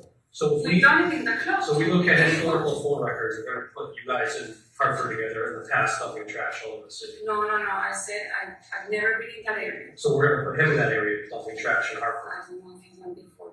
You said he went to Hartford before, doesn't he? He doesn't. No, I said that we've done it in the past, not in that area. I've done, well, not me, don't, but he's done with me in Avon, in the club, in the pond. We've done it. Which you remember of? You remember? Yes. Okay. Yes. That's fine, you have a dumpster, you wanna throw something, I get that. Yes. Okay. And we did it once when there was a home parade of something I think it was last year in New Canaan. I helped him in New Canaan. In New Canaan? Yes. Okay. Have you ever been in New Canaan before? Yes. How many times have you been in New Canaan? In my whole life. So before you said you've never come down this way. So Well, I'll try. I never do. I mean, like her house, I've never. Okay. But to 183 Hemlock, that it's a house that he constructed. Probably I've been there with the whole parade. I think it was like 4 days in a row. I went every day. When was that? Recently? No, that was I think last year. It's like a tour that they do of homes, and one of his homes was in that tour. I went once again to take pictures of that house with the photographer. Well, we met there with the photographer, so that can be filed. I've been once that I went to interview last year. I kind of want to stop you for a second, because especially now that it's Maybe all right. 12 times I've been in New All right, Canaan. yeah. Now, State's Attorney Williams here, one distributor. This is not a meeting where we want to expand. We don't want to expand things. We don't want to name a whole bunch of things. We want to focus on what we believe you know. Right now, like I told you before, you're under arrest for certain things, not for murder. Access warrant. What? Access warrant. No, you're not. No.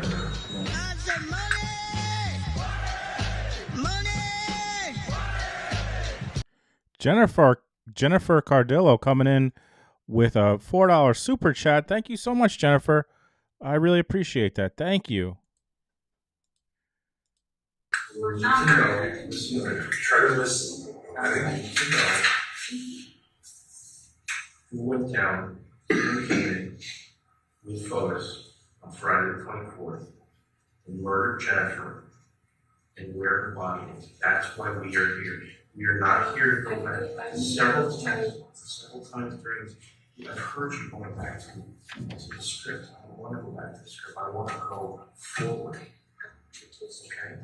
You have to know you live with Fotis. You lived with him you lived with him during that time. Let's talk about what led up to this. Fotis recently shaved his head bald and all the hair off his body, correct? The head, I think. You did. When? Why? Because the same skiing season is starting, and he said, can you do my hair? He got out of the shower, and I said, yeah, and the machine wasn't. We have pictures of him water skiing with full head of hair. Never done it in the past. So quite honestly, that's a bunch of crap. It's a crop. Listen to me. Listen to me. When did you shave his head? 2 weeks ago. Did you shave it any more than one time? No. Okay, I went to the State Police Academy. Monday morning, we had shaved heads. Friday morning, I was standing in the back at attention, and I would look out over a sea of stubble. If you shaved his head 2 weeks ago, he would not have had the appearance that he had the day that we spoke to him. It was shaved more, listen to me, it was shaved more recently than 2 weeks prior. So you need to tell us the truth. The way I can prove it, if you go in his Instagram. I don't want. I shared it that day, or in my phone. What's that day? On his Instagram? It's in the Instagram. Did you shave it after Jennifer was No. prior? Oh, yes. You met him on Saturday morning, so just trying to. No, he shaved his head before. And all the hair on his body as well? No, that I didn't. Which he did do that, right? No, that I don't know. Is he routinely a groomer? No, he does. He does. He does. The back he walks in the same place where I walk. I got him the gift card for waxing his back. And he goes there or to a Chinese where I do my fancy, that's called fancy nails. That I don't get control of, like when he walks with shave or the head, he asked me, can you do my hair? I said, yes. If he got out of the shower, I went like this, the machine doesn't work. I turned the thing, I went again, it didn't work. I put it in 0 and obviously I got involved. But and the picture is in Instagram, and we made even a joke that. Listen to me. We feel confident. Listen to me. We feel confident in a few things. First of all, I'm going to say you planned this. There was a lot of pre-planning that went into this. Okay, but I think Listen to me. There's a lot of pre-planning. Michelle, tell me this. Absolutely.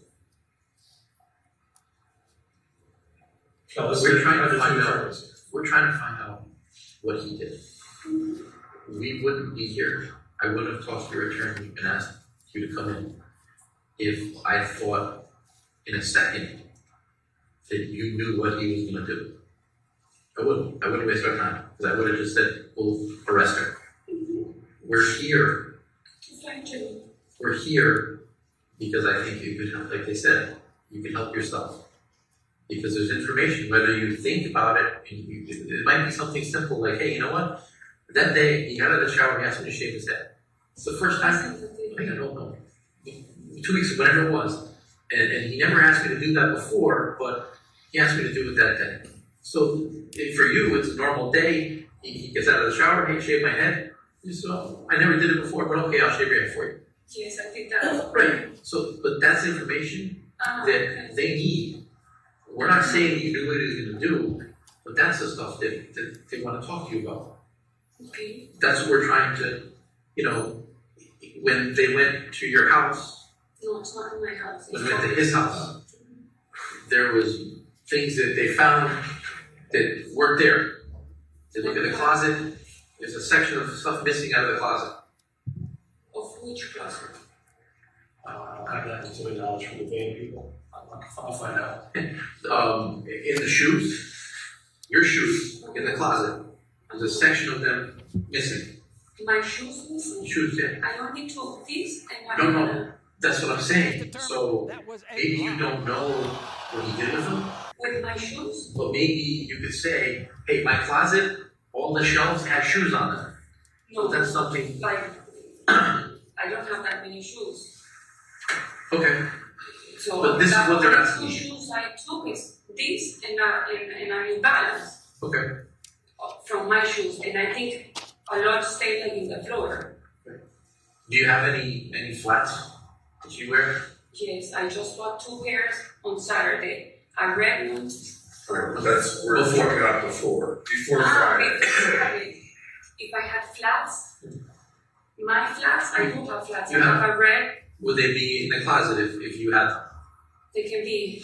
Usually. They'd be in the house somewhere. Yes, they can be in the mudroom, in the TV room, in the family room, in Nicole's room. So would it be weird to you if the police went in there, they searched the house, and they didn't find any of your flats? They weren't? I'm asking, would that be? I know, yes, of course, but Okay. I didn't know they took my shoes. Why the fuck you lying? We searched, Why you always we didn't find any flats. We can't No, do things that aren't there. I have flats, I have two that are exactly the same, black and gold, that they have like a gold and it's like this. Attorney McGinnis, can you stop the video, please? Flats. Yes, sir. Uh-oh. Court would like to see the photographer, please. Oh, shit. Photographer, would you approach, please? Oh, shit. Photographer getting called to that of the class. Ooh. Someone's in trouble. Uh-oh. Photographer.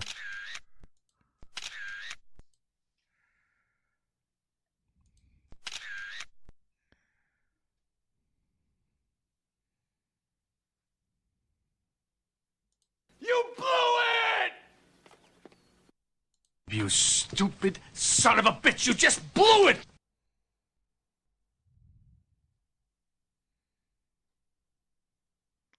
The camera person got called to the head of the class. 1 hour, 7 minutes, and 12 seconds. We're going to resume playing from there. Thank you. Ones that have It's been 84 like a years. buckle. It's okay. That's silver. So that's what, so this is what the point. The point is not to trap you. We're not looking to do that. Okay. We're looking for information that can help us.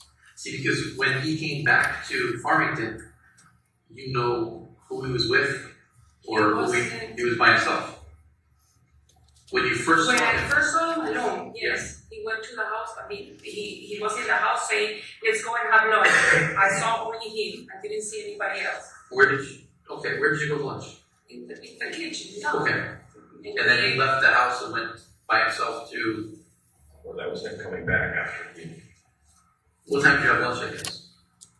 My guess was around 12 and 1. I told them the other day from 1 to 2, but again, usually my lunch are from 12 to 2 at the most. In those periods, I eat. Just don't eat. We don't know. You can't wall just based on his. Right. But that was that one first. Okay. But he first went to that house, not 80. The house. Okay. First thing we have up the house is 119. Yeah. Okay. So that makes sense. And when you first saw him, he was by himself. What car was he in? We're talking Oh, about I didn't cars. see because I saw him. I was You saw up him? and then he was Okay. down the stairs. I said, "Can we go and eat?" And I said, yes. I went down. I took the pastel de papa. I here and we All right, how was he dressed? jeans. And he doesn't, from my knowledge, he only has, for what I remember, 2 blue jeans and I one don't want to know what, and how a he was light dressed. shirt. A light shirt. Like a t-shirt? Or Yes. like, Sleeves or no sleeves? Short sleeves? Short sleeve, not long sleeve. No, Like this, or- like what I'm wearing. polo with a collar? Did he have a collar? Like it's like what I'm wearing. Like a polo shorts? Okay. So that's what I remember. How did you know he was back in the house? What that actually means? Because he said, he calls me Oni. He says Oni, and I was in Nicole's room. So I'm like, yes, we go and have lunch? And I went down and he was looking up and I was looking down. I said, yes. We went and I went That's down the stairs. Noon or 1 to 2, you're not sure. It's along that. No, I said 12 to 1. It's around. Did he appear normal to you? He was his normal self? Was there anything wrong with his hands, his arms, his body, anything? No? Not that I Nothing that you noticed? zero. No? But just for this Windows effect, that you're not sure how long when he left in the morning, right? You didn't see him. Once Nicole called you at 12:59 in the morning, I went to you went to her, and he may not have been there in the morning when you woke up. Is that what you're saying? yes. Do you know if Fuller's had a rash on his body in the days prior to this? Do you have anything wrong with his skin? He said that he was getting poisonado. When did he But I don't know if it was like Not that day, but I don't know if it was Saturday or Sunday. It was after the 24th that he said that. About the poison I ivy. believe so. And all this was going on for you guys. He said he was starting to get poison ivy. I believe so, but again, It's I not- don't. That's fine. Don't worry about me trying to lock them now. Is there any place on these properties where you've gotten poison ivy before? Yes. Where? In the north, we've got poison So in the trails where you go motorcycle, in this part in this part of the trail, that I fell with the water. and this is by the power homes. Yes, but before, this is like, I think it's called plant. Yeah. If I'm not wrong. Huh? Good. We're gonna try to get you a better picture. I've fallen there before, and when I don't have the jacket and all the motor equipment, I've gotten poison ivy there. Okay. It's very simple that you got it. It was very easy that you got it, right? You just, Yeah. because you weren't covered. Yeah. Okay. Did he tell you where he was getting the poison ivy on his bike? No, he just told you And where he was also, getting it. sorry, and in the pond, when I've gotten out of the water, I've gotten poison ivy too. Which pond? The one behind the salt Where storage? we You ski. ski over. I've gotten poison ivy in those two places, me. Okay. Court, ready to get the laptops to me. You were just showing her actually what it's doing. Yeah. Yeah. Take a look. If you brought the video, it's not right over that.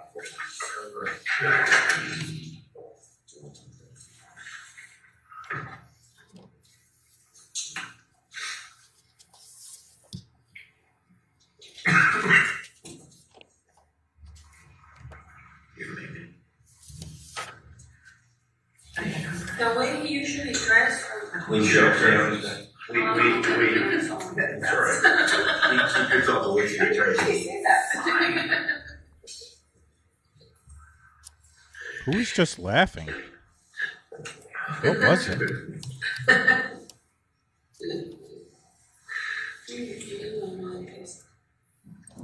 Just make sure you're clean your hands.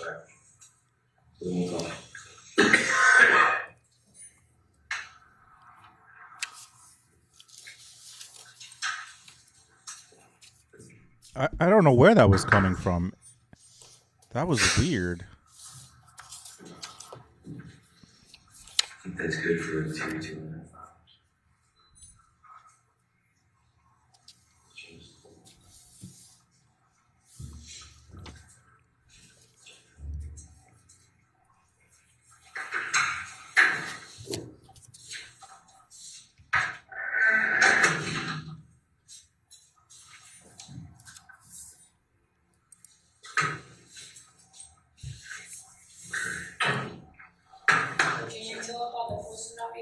Yes, please. Well, Jeff, did we ask you any questions while your attorney was out? Sorry? Did we ask you any questions while your attorney was out of the room? No, you said not to talk about it. Perfect. Thank you. Go ahead. About like 3 weeks ago, we went to visit this, there was this guy that he called his name Nick. And he called. Is Nick somebody new to you that you know? Oh yes, I saw him once a day and I said that guy's creepy to photos. And he has, I don't know how many acres, like 20, 30 acres, close to the ski resort in Sundown. And so that area is called New Hartford. Hartford. And we went with the pickup truck to look at that land around 5 o'clock in the afternoon. And the place is like very scary. And the guy was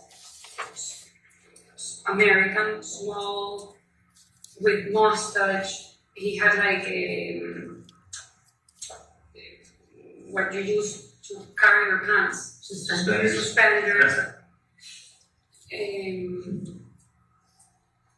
He had an old pickup, and he showed us that piece of land for photos to see if he knew someone to sell it, but he was always talking, I have a helicopter, and this is to sell it for celebrities.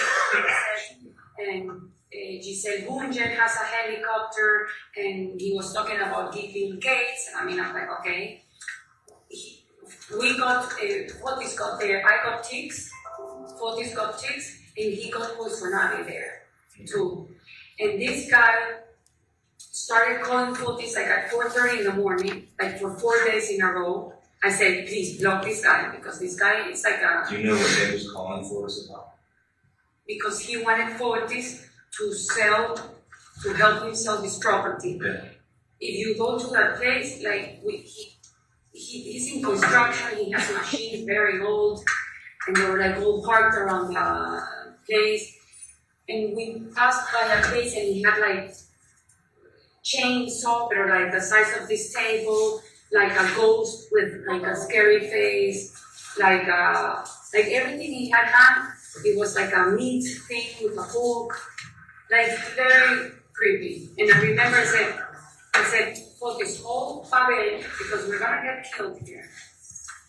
And he called Pavel, and Pavel was checking on us all the time, like calling us. And then I don't know what happened to this guy. Alright, so we have a laptop here. It's a satellite view from Google.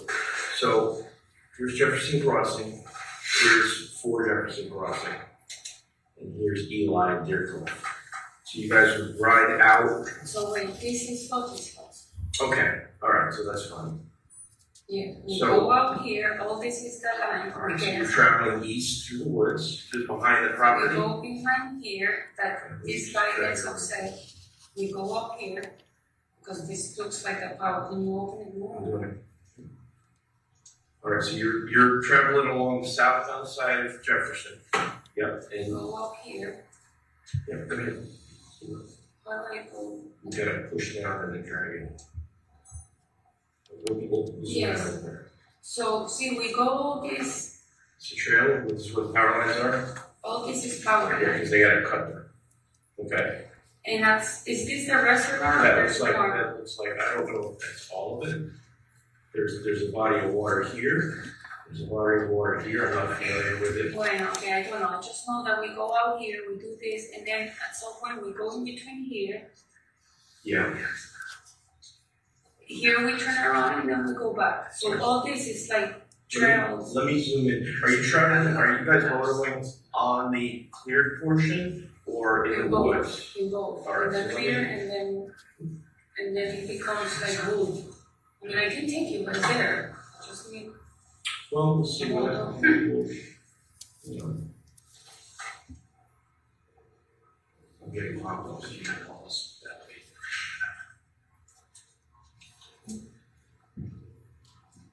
That whole loop, when we do it in motor, it takes us about 40 minutes. So it's a big area. Any idea? All right, is there any like landmark where you guys turn right? You're going up here. No, I mean, if you put it bigger and it shows, I can. Well, I mean, the thing is, if it's bigger, then it's harder for you to see. I was trying to zoom in for you so you can. But anyway, we can go all the way up to Route 44. So Route 44, that's where we've done this.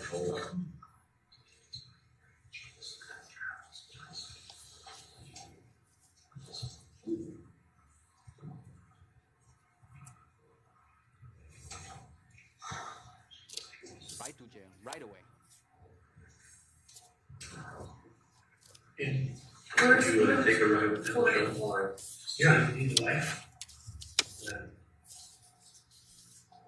44 is here. So all this we do Yeah, she's going to do that.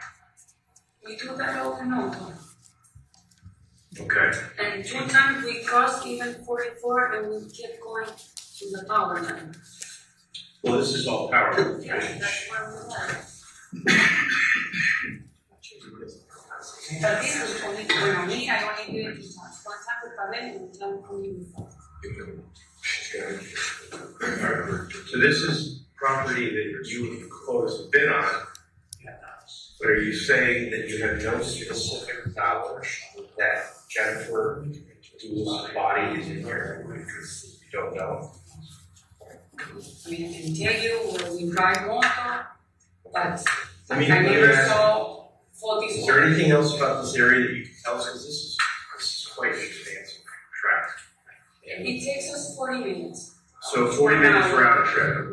Yes, and we're back in the house cleaning the motor. Okay, and how fast are you guys going on a motorcycle? You go on like, you go through the woods. I don't know the cross, so I don't know. 30, 40? No, yeah, 30.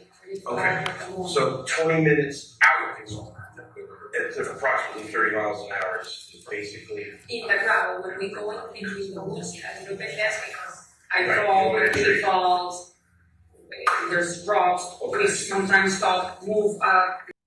Pretty hilarious at this point that her attorney is turned and not at all paying attention to what she's saying.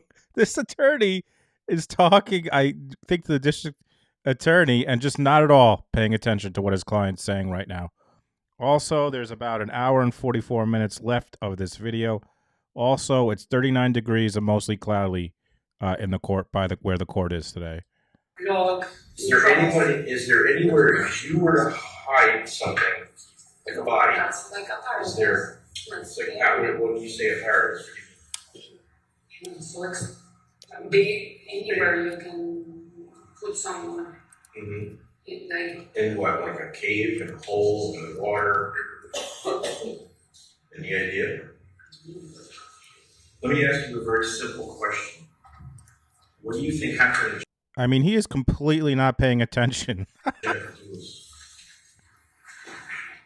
Oh, he's like, oh, wait, I should check it on this. You said, okay, what I don't know, and I've seen the newspaper that she got in the garage. No, they're asking you for only your knowledge. Not what you read in the newspaper, not what you think And I think that she's still somewhere, hiding. Pero bueno, you guys said that you find blood, so obviously she's not hiding from who. What Fotis have told me that in the past, before they were married, I don't know when, how many years, she fought with her parents and she disappeared and she moved to Aspen. And she got an inherit of an aunt of $3 million. And she lived like for 3 years in Aspen. And she changed her name to Jennifer Bay, which I still receive in the house, magazines. Let me ask you a question. Then, Let me ask you a question. You have how many children? Mom. And Nicole, she's 12. Yes. Would you ever leave your 12-year-old daughter, listen, would you ever leave and go hide and not tell your 12-year-old daughter where you are? Why not? Because I'm a healthy person, I won't do that. Okay. Because she would be very upset, right? Something that doesn't even cross my mind. It wouldn't even occur to you to do that. No. Because Jennifer has 5 children Yes. and other family members. Do you think, why would she go hide and not tell them for a period of time where she is and she's sick? Can I talk about the report?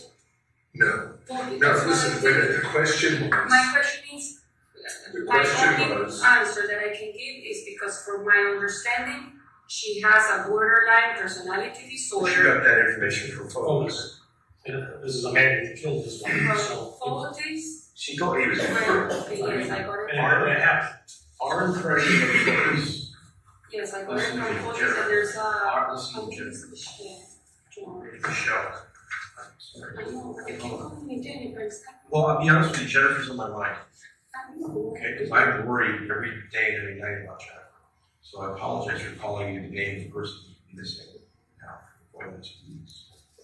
So Michelle, here's the thing. We're here to find out where she is. Okay, we don't think that you're not the one who orchestrated this. Our impression of Fotis is that he is a manipulative, controlling person. That's everyone to think he's right. Based on the information. Everybody's in. Everybody is. He wanted to get rid of his wife. And he did that. And we're looking to find her for her family's sake. Killed the mother of his 5 children. And we want help from you. I mean, Who's to say he should have done to you? yeah, if he can kill the mother of his 5 children, somebody who appears to have been wanting to get back with that mom, according to his phone. Yeah. Sorry, I said, here he kills the mother of his 5 children.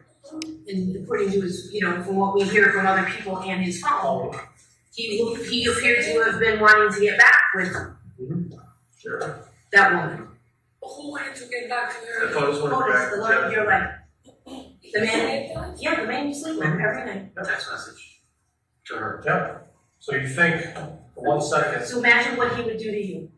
so he was trying to set you up. His first wife, was married to her for a long time, had 5 children, 2 sets of twins. You don't I think, know, and I know they're married. Yeah. I know you do. I know you do. Your daughter knows them well too. She had the family that she always wanted with those kids. Well, not the family that she always wanted, because I believe she has a nice family and she's happy. No, what I mean is other children. She has a lovely family with you, her father, your mom, absolutely. Because you're saying we have the text messages from photos of Jennifer. We're going back to March. We have it.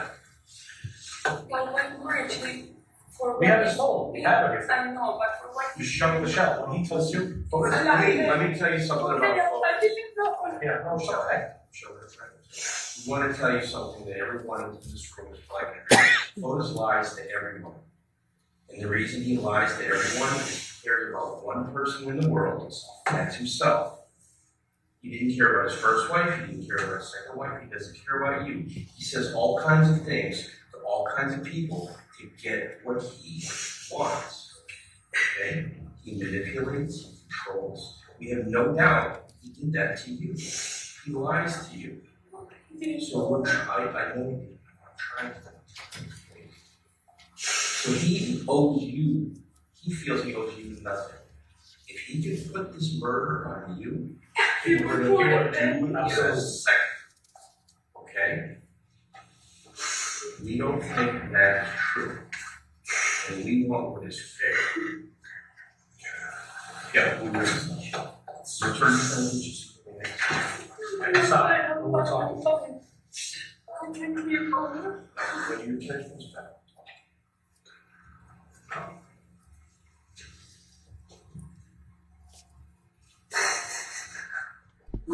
Who is this person outside who's looking in? Someone in the waiting room. We want you to understand what's going on here. You love a person. You love a person, and have a relationship with a person who loves only one person, and that's himself. He will do anything he can to get out of what he has done. I have no doubt that he has killed his daughter, his wife, Jennifer. We think you have information. I don't know how, John, but I can walk the whole world with you. I can take you like a motor, please. I can walk, I can spend a month with you guys. I can do whatever you want, but I didn't do it. You know what I want you to do now? I want you to stop talking to me and take some breaths. Just take some deep breaths. Okay.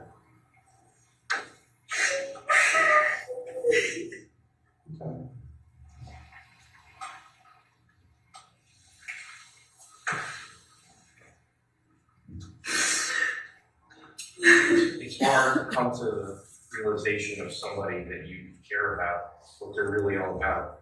That's what he's about. And he's always been that way. And he will never change.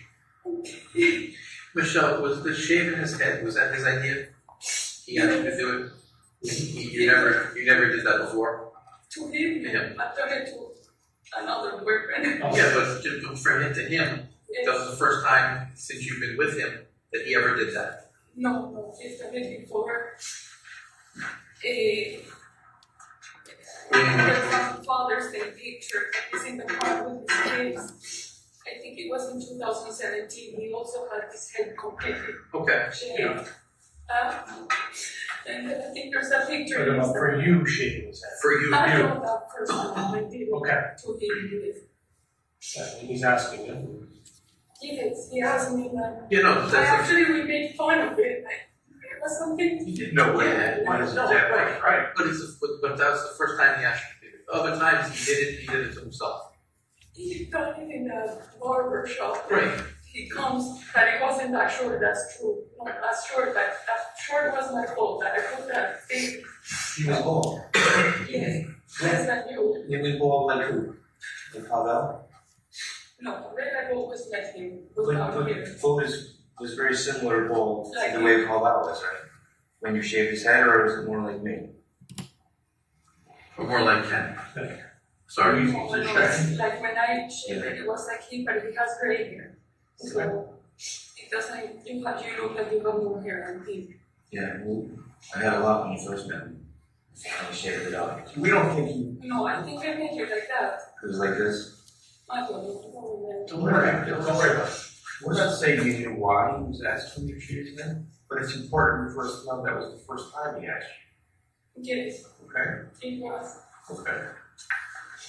So these are the kinds of things that can help us.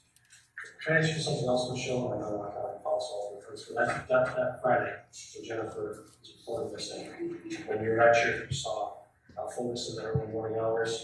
That whole day, you find this kind of odd that he called you at all? Did you talk to him all day? Is that odd to you? Because let me tell you, we have phone. 20 times, and there are days that we talk zero. Did you try calling him that day and ask him where he was? No, I can't do that. I mean, in my head, he's in the office, but again, it wasn't. Okay. For what you say. And what did you do the next day? Me, You and Flores? at night, we had a meeting with Rania and the couple. Like for an hour, he explained all the process of work, blah, blah, blah. I showed the maps, I brought my computer because his computer wasn't supposed to be working for the server. I got into the server with my computer. We showed them the map of the whole of another project in that for this budget for this lot here. And they were from the home residence. And then he said I have to go because he was supposed to leave his kids at 11. And Rania took them to the lot and 80 mountain. And this is Saturday, 25th. Yes. Yes, okay. And 40 step, and I stopped in CVS to buy a gift card for Nicole's birthday girl, a $25 credit card. Then I drove to Edward Walker. At 11:30 we were there, and Nicole with all her friends, they got into a bus. So let's stop there. What did Photos do for the rest of the day on Saturday? Well, he supposedly was with the police, with his lawyer. You figured if your mother and your 5 kids were missing, you would want to help your children out and give them everything, anything. Maybe you can help out where she is. Otis did not do that. Otis actually was extremely uncooperative with this whole thing. So He's done nothing. He hasn't talked. He said a word. He won't say a word. So he told you he was going to talk to the police? No. No, okay. He just might get a lawyer. He told me, no. He told me, because the night before he talked to Lauren, and he said, we have to meet at 11. I don't know where, and they were meeting with the kids and Puebla, which is the supervisor. So because we drove, at some point he called me. I don't know if he was already with Jacob. And Who's Jacob?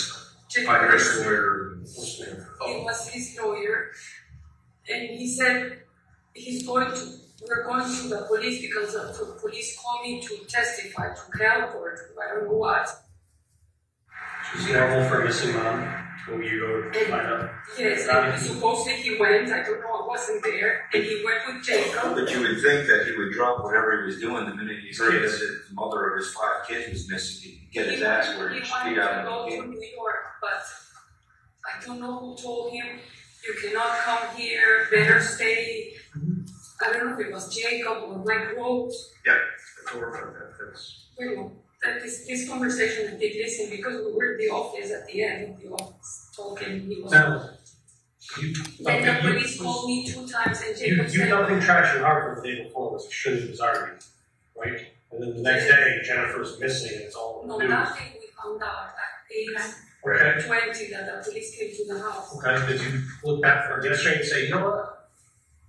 We're dumping trash all over the city of Hartford. No.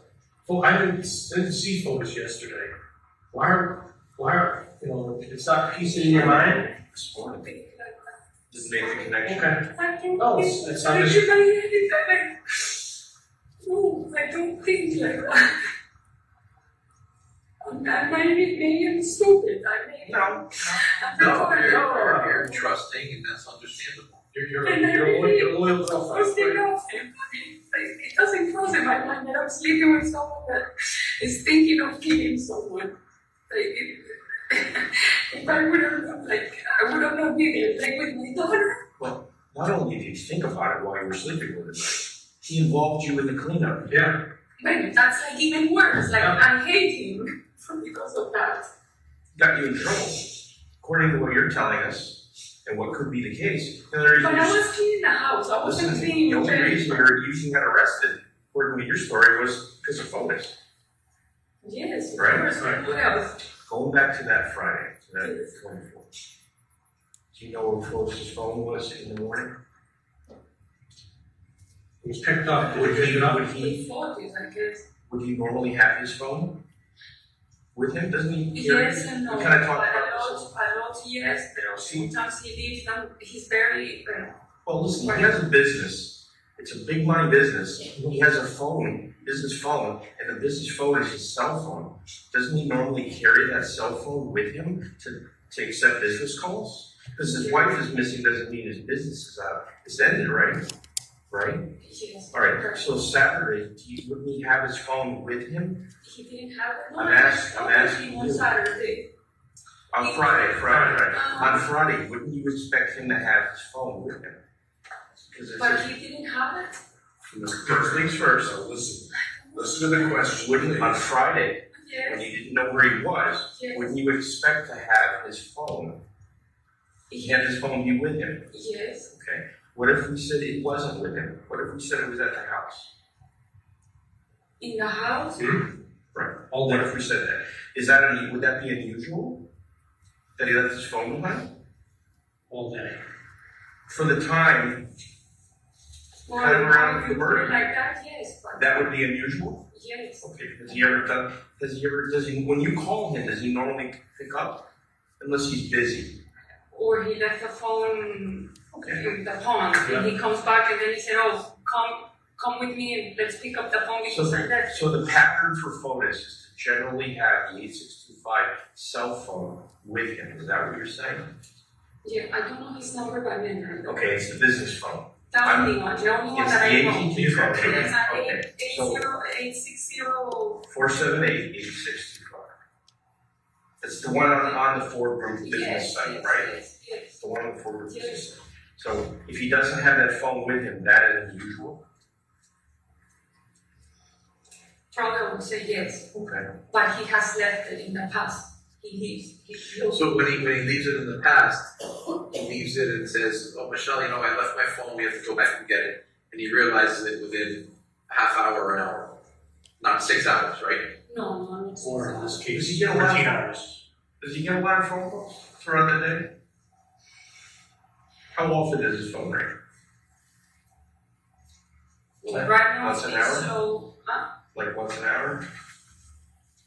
I don't know by hours. This is an approximation. Like how many phone calls? Like right now, I know that the business is going slow, so he doesn't get as much as. So how many like calls do you think he would get? During the day? During the morning? Would he get at least one? Yes, at least one, I guess. But yours significant other, got guys on job sites down in the king. These guys aren't calling and saying, "Hey, boss." I'm not in the. No, I know, but for example, this case alone, I work in this case, I'm on my phone all the time. My significant other's phone. Jesus, you're on the phone a lot. Because I'm working. That's what this is. When are you talking, please? I don't understand. On Friday? Yes, Friday. No, so these patterns of behavior, this selfishness. Anything. So you're going to spend Tuesday with Fotis. You're going to go to breakfast. You're going to hang out. He's not going to work. He's going to spend the day with you. No. He doesn't do that? Okay. On Tuesday to hang out and have breakfast? No. On a Saturday or Sunday? Probably yes. Is his phone ringing Saturday or Sunday? Yes. This is his regular patterns of behavior. We're just looking for behaviors. Like how often? I cannot tell you. He received 100, he's not like in a stock market. Because if the clients, when you're out to dinner with them or you're having breakfast and, I hang out, the guys are calling me on the job site. They want to know if. Each time he talks, he Right, goes all over the house. Okay. And not over all the house. This is because good. the house has bad reception. So he either goes to his office, One spot. Right. the kitchen, or outside the house. Those are like the 3 best spots to talk in for Jefferson. When he arrived home that morning or that afternoon, Friday 24th, did he mention his phone at all? No. Did he ask you where it was? Did he mention you that he had left it at home? Did he ask you if you got any phone And calls? he actually called me like at 1, I have it down, like at 1:30 something, he called me. He called you to say what?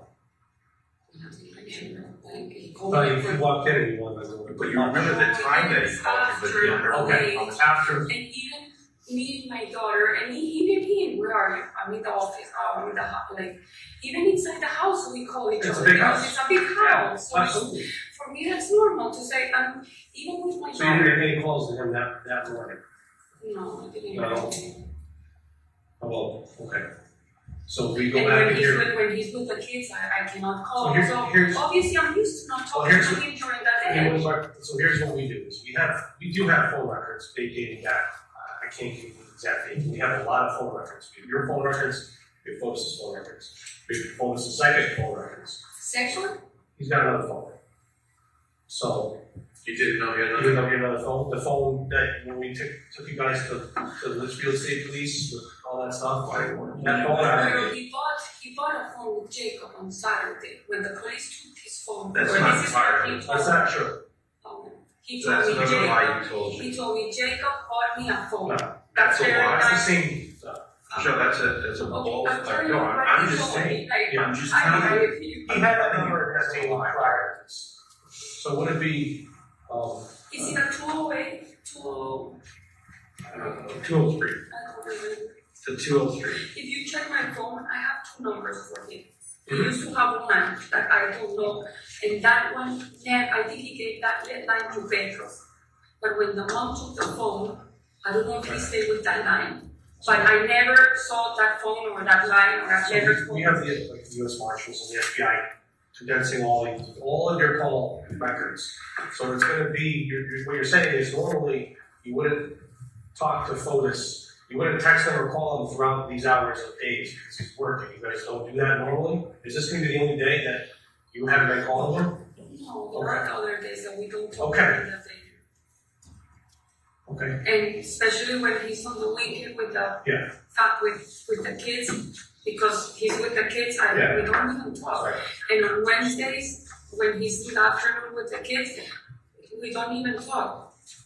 Like we started sending one text like, "What are you guys with the kids? Are you with the kids?" Like something like that. Well, he did leave his phone at home that morning. Morning that Jennifer went missing. Does that strike you as unusual? Oh, I didn't see that one, but yes, probably it's weird. What time is Fotis usually put this on the night to go to bed? Is he late night guy? Is he out? Very late. Okay, what does he do at night? Usually, what's his routine? Just gonna pause it at 1:43:44.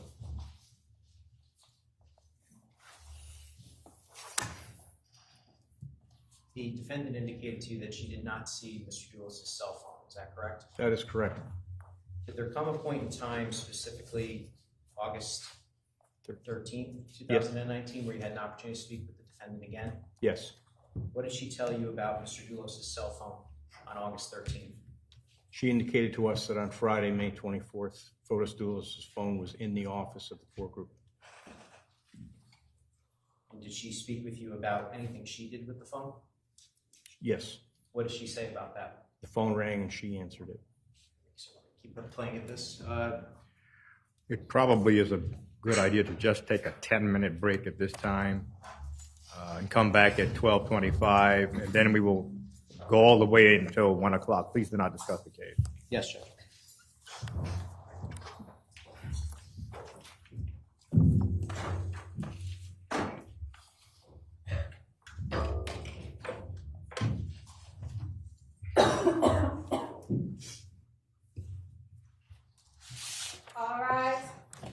Honorable Superior Court now stands in recess.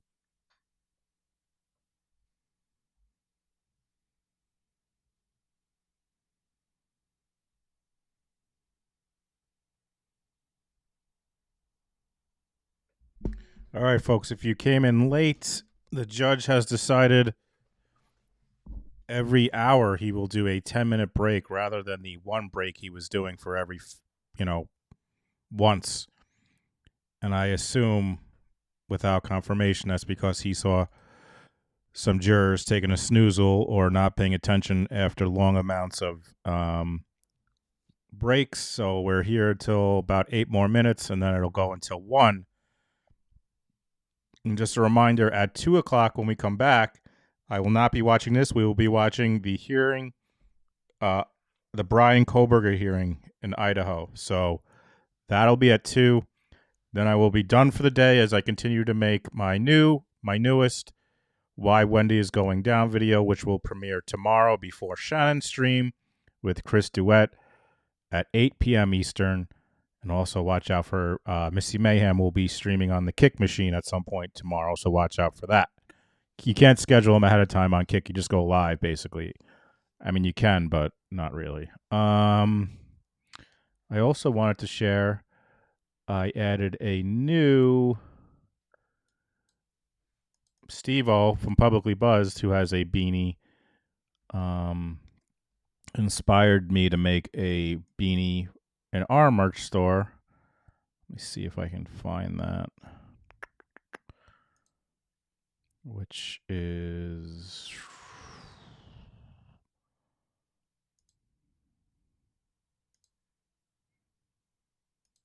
right here. And it looks like the JBN snail is still there, so that's good.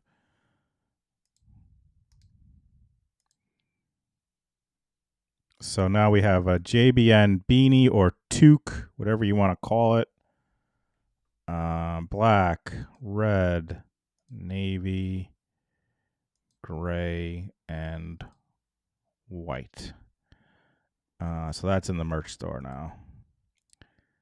All right, we got about 6 minutes until break is back. Steve-O's are very nice as well. So make sure you check out publiclybuzz.com. Wasn't talking to you, Siri. Thanks, Steve. Make sure you're checking out Publicly Buzz. I'm not talking to you. And I just got 3 coffees from Charlotte Perkin, who is so kind, who is not feeling well, and I hope she feels better soon. 3 coffees. Thank yous. And she said, thank you for always doing all the great things for us, Jay. Charlotte, thank you for your support. You are the best. Thank you. Donnie, you going to take some questions?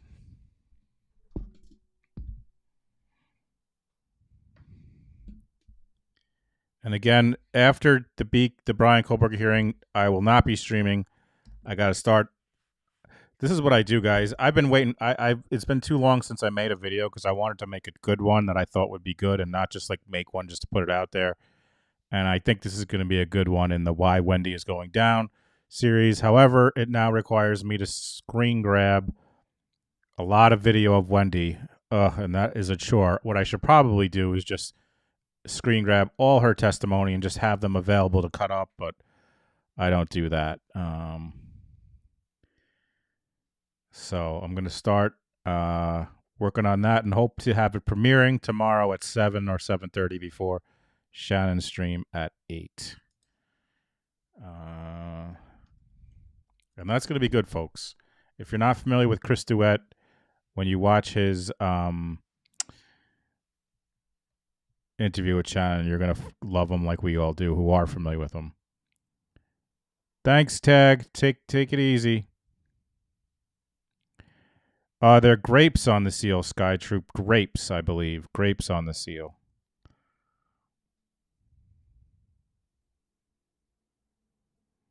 That's a really good idea.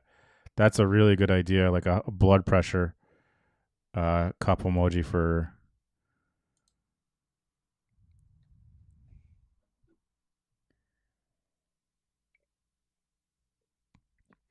Rachel says, looking at Wendy's face stirs up a lot of emotions. You're not kidding.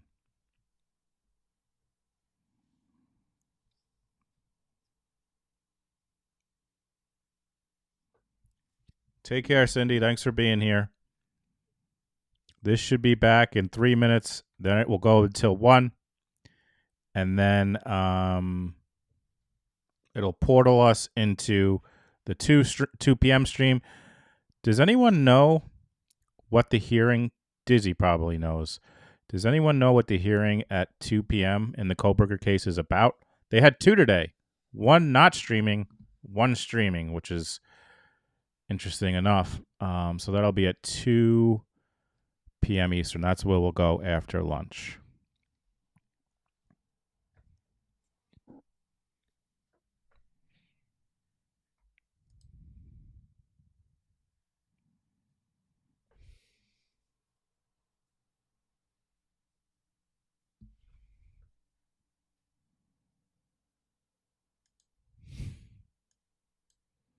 And I think, Steve, tonight is, if you're Publicly Buzz is also on Kick, just like Missy. And tonight's Feral Friday. I got my Feral Friday uniform on. And I believe, what episode of Twin Peaks? What episode of Twin Peaks tonight, Steve? That's what you're doing on Kick only, right, tonight? Episode 5. So, but that's on Kick only. Publicly Buzzed. Dizzy says, I think it's a status hearing where they may set a trial date. Thank you, Dizzy. So tonight, episode 5 on the Kick machine. Check out Publicly Buzzed. They watch every Friday. He watches Twin Peaks. If you're a fan of the show, or even if you're not a fan of the show, check it out. CH says it is challenging the standards for the grand jury indictment, I believe. Interesting. Jay, could I get a clip of the Three Stooges triple slap? You mean for my next video? I have some ideas for some clips I want to put in my next video. Hopefully they clear some copyright. That's the nice thing about making videos. When you upload them, it tells you if there's any copyrighted clips in there, as opposed to when I used to just show clips all the time during a stream and we'll get copyright claims, and we don't want that anymore.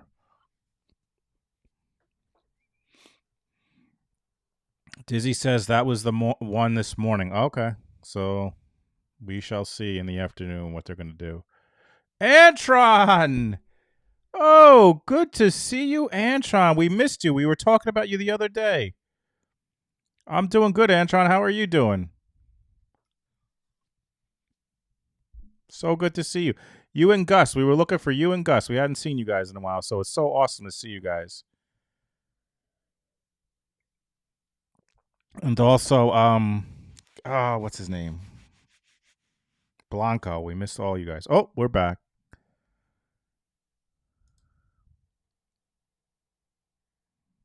Put on the audio. The audio's off.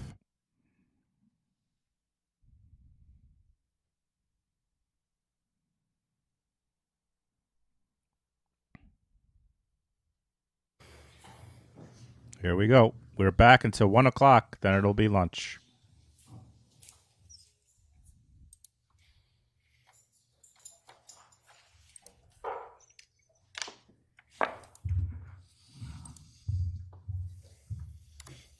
Oh, it's 3. It's at 3 p.m., Lisa?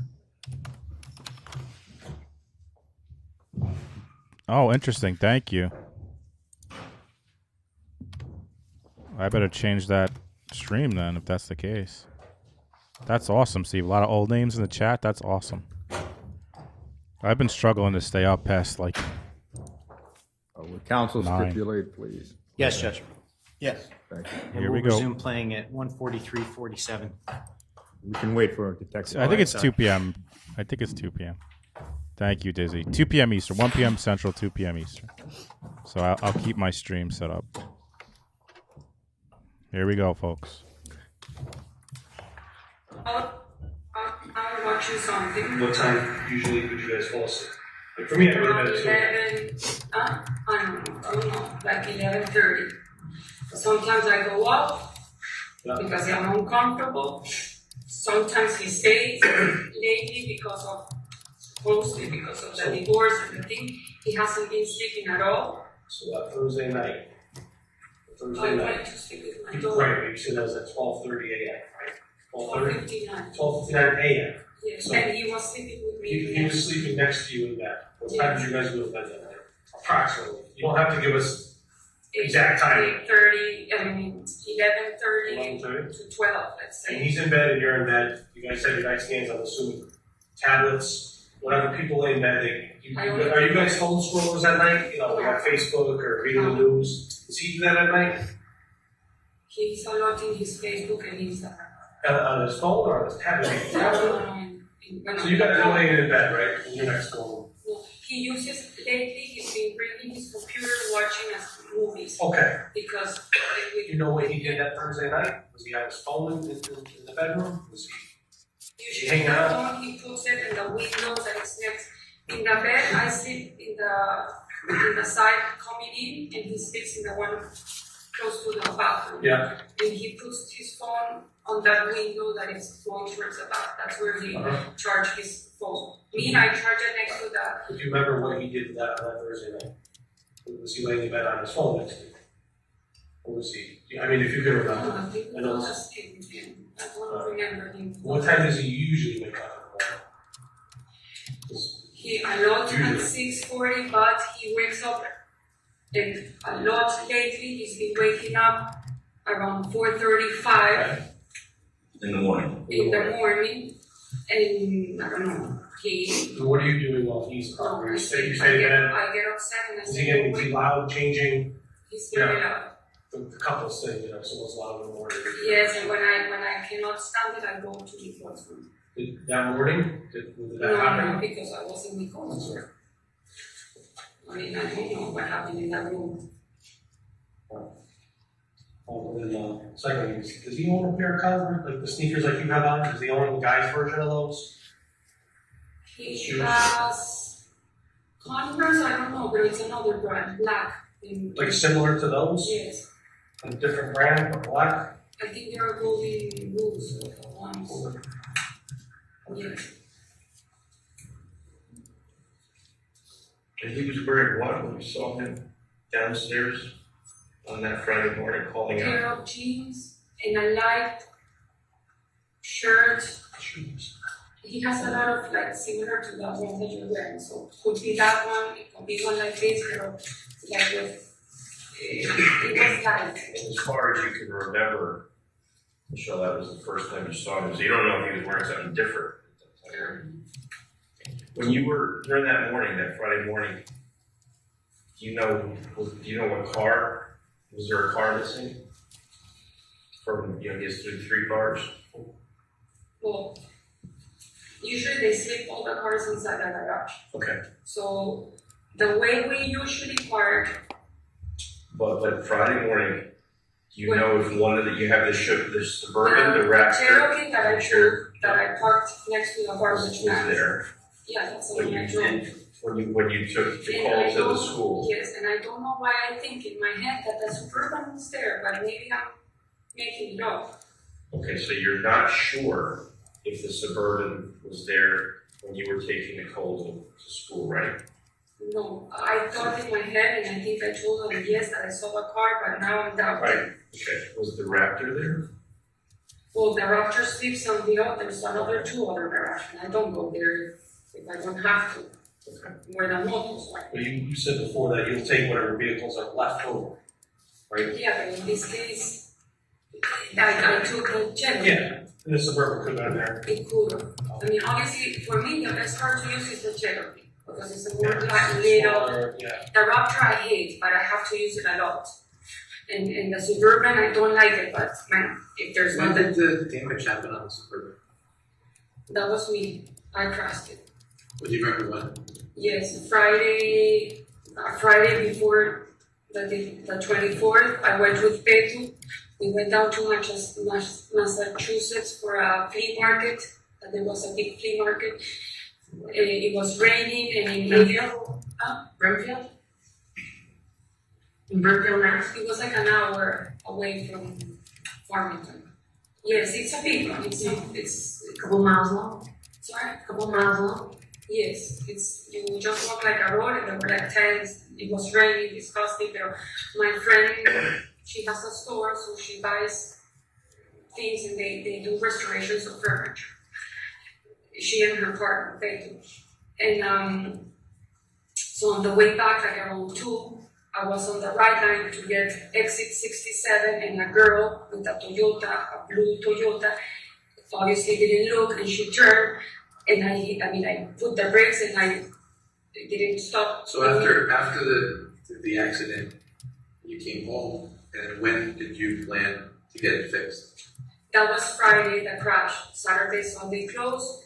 Monday morning, Manfred, the girl's insurance calls me, and we arranged. They said we're gonna send you an email so you can take the pictures of the car to do a quote. So I did that, and they said it takes 24 hours for the quote to arrive. Then they said you didn't put I think it was the registration. So I sent the registration. So anyway, I think on Wednesday or Thursday, I spoke with insurance. They say that yes, and they sent me the quote, 600 and something.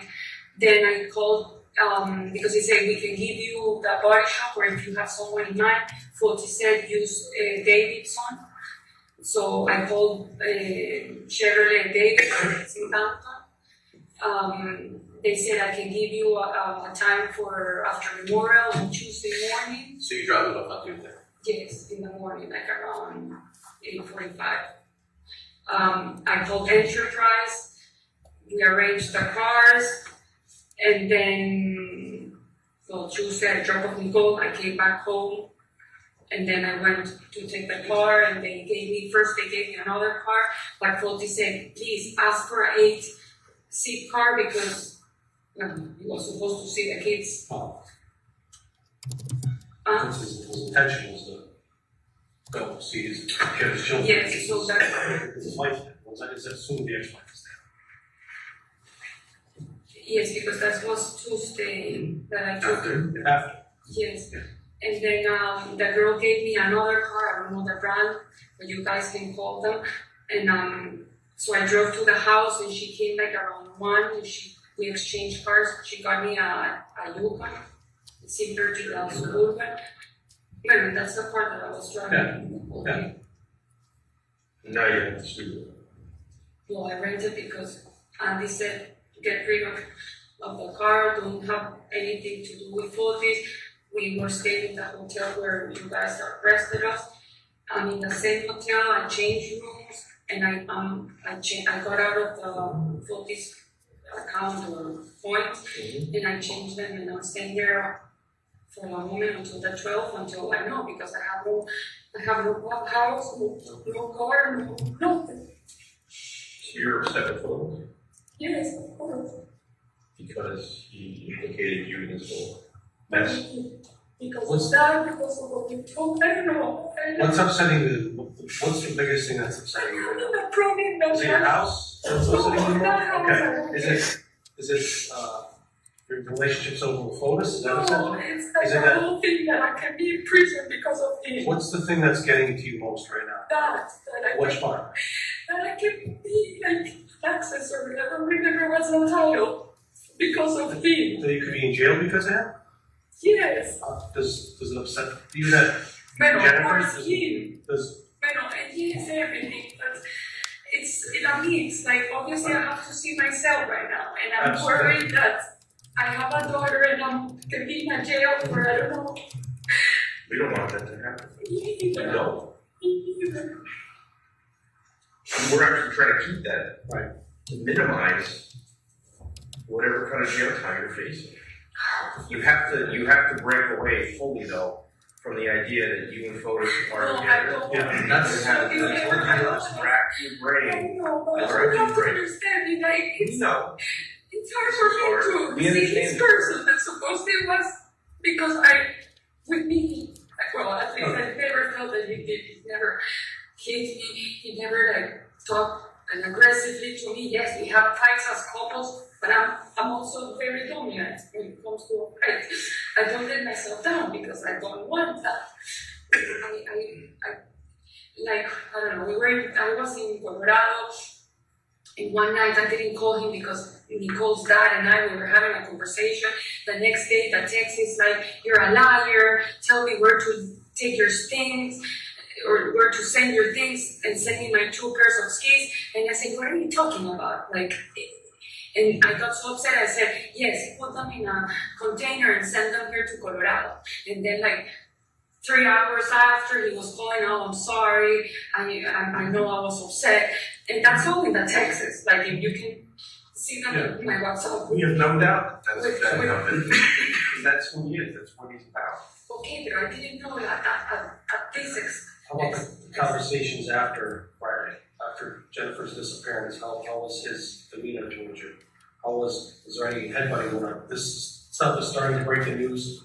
Like you said in your last meeting, there's cops on your road. So what is your conversations with him? During this, I mean, honestly, excuse my husband. Yes, I said, this is enough, this is too much, this thing has really gone completely out of control. I'm fed up. After this is finished and she appears, I'm leaving. I'm going to Colorado. I really don't want to be involved anymore. It's been 2 years of torture, of courts, and upset, and I'm not used to this. And my life has never been in conflict. And since I met you and I moved to Colorado, to Connecticut, it's been like a nightmare. And how did he respond to that? And he's like, everything's gonna be okay. Don't worry, I'm sorry. Please don't leave me. This is gonna get better. Don't worry, we're gonna go through this. Like, so he keeps talking about we, and he keeps asking you not to leave him, right? Right? Yes. Why do you think he's doing that?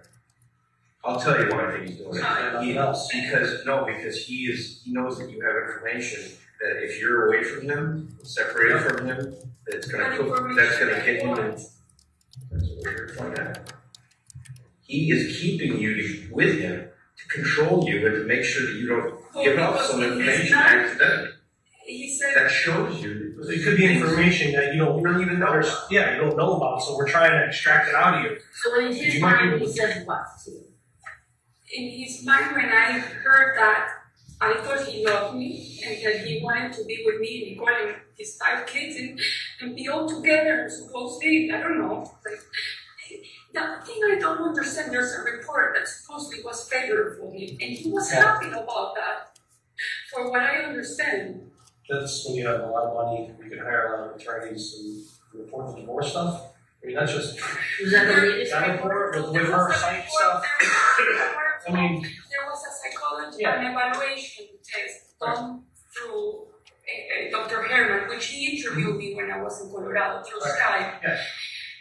And apparently that report that they sealed it, and I spoke with Mike Rose, they were driving, saying that this report came very favorable. And he was happy about the report. So that's why it doesn't, and he was like, we're gonna get the kids, I'm gonna have the kids, legal custody. So he He's painting a really nice picture for you guys. Yes.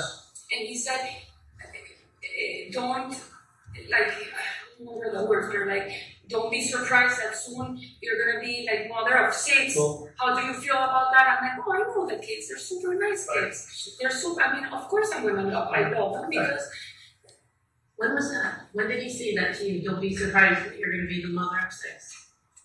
When he got the report, I'm talking about like when the report came out. How long ago was that? Was it 2 weeks, 3 weeks before? You guys can have. Do you have the report? Yeah, no, just. When did that report came out? It was like before.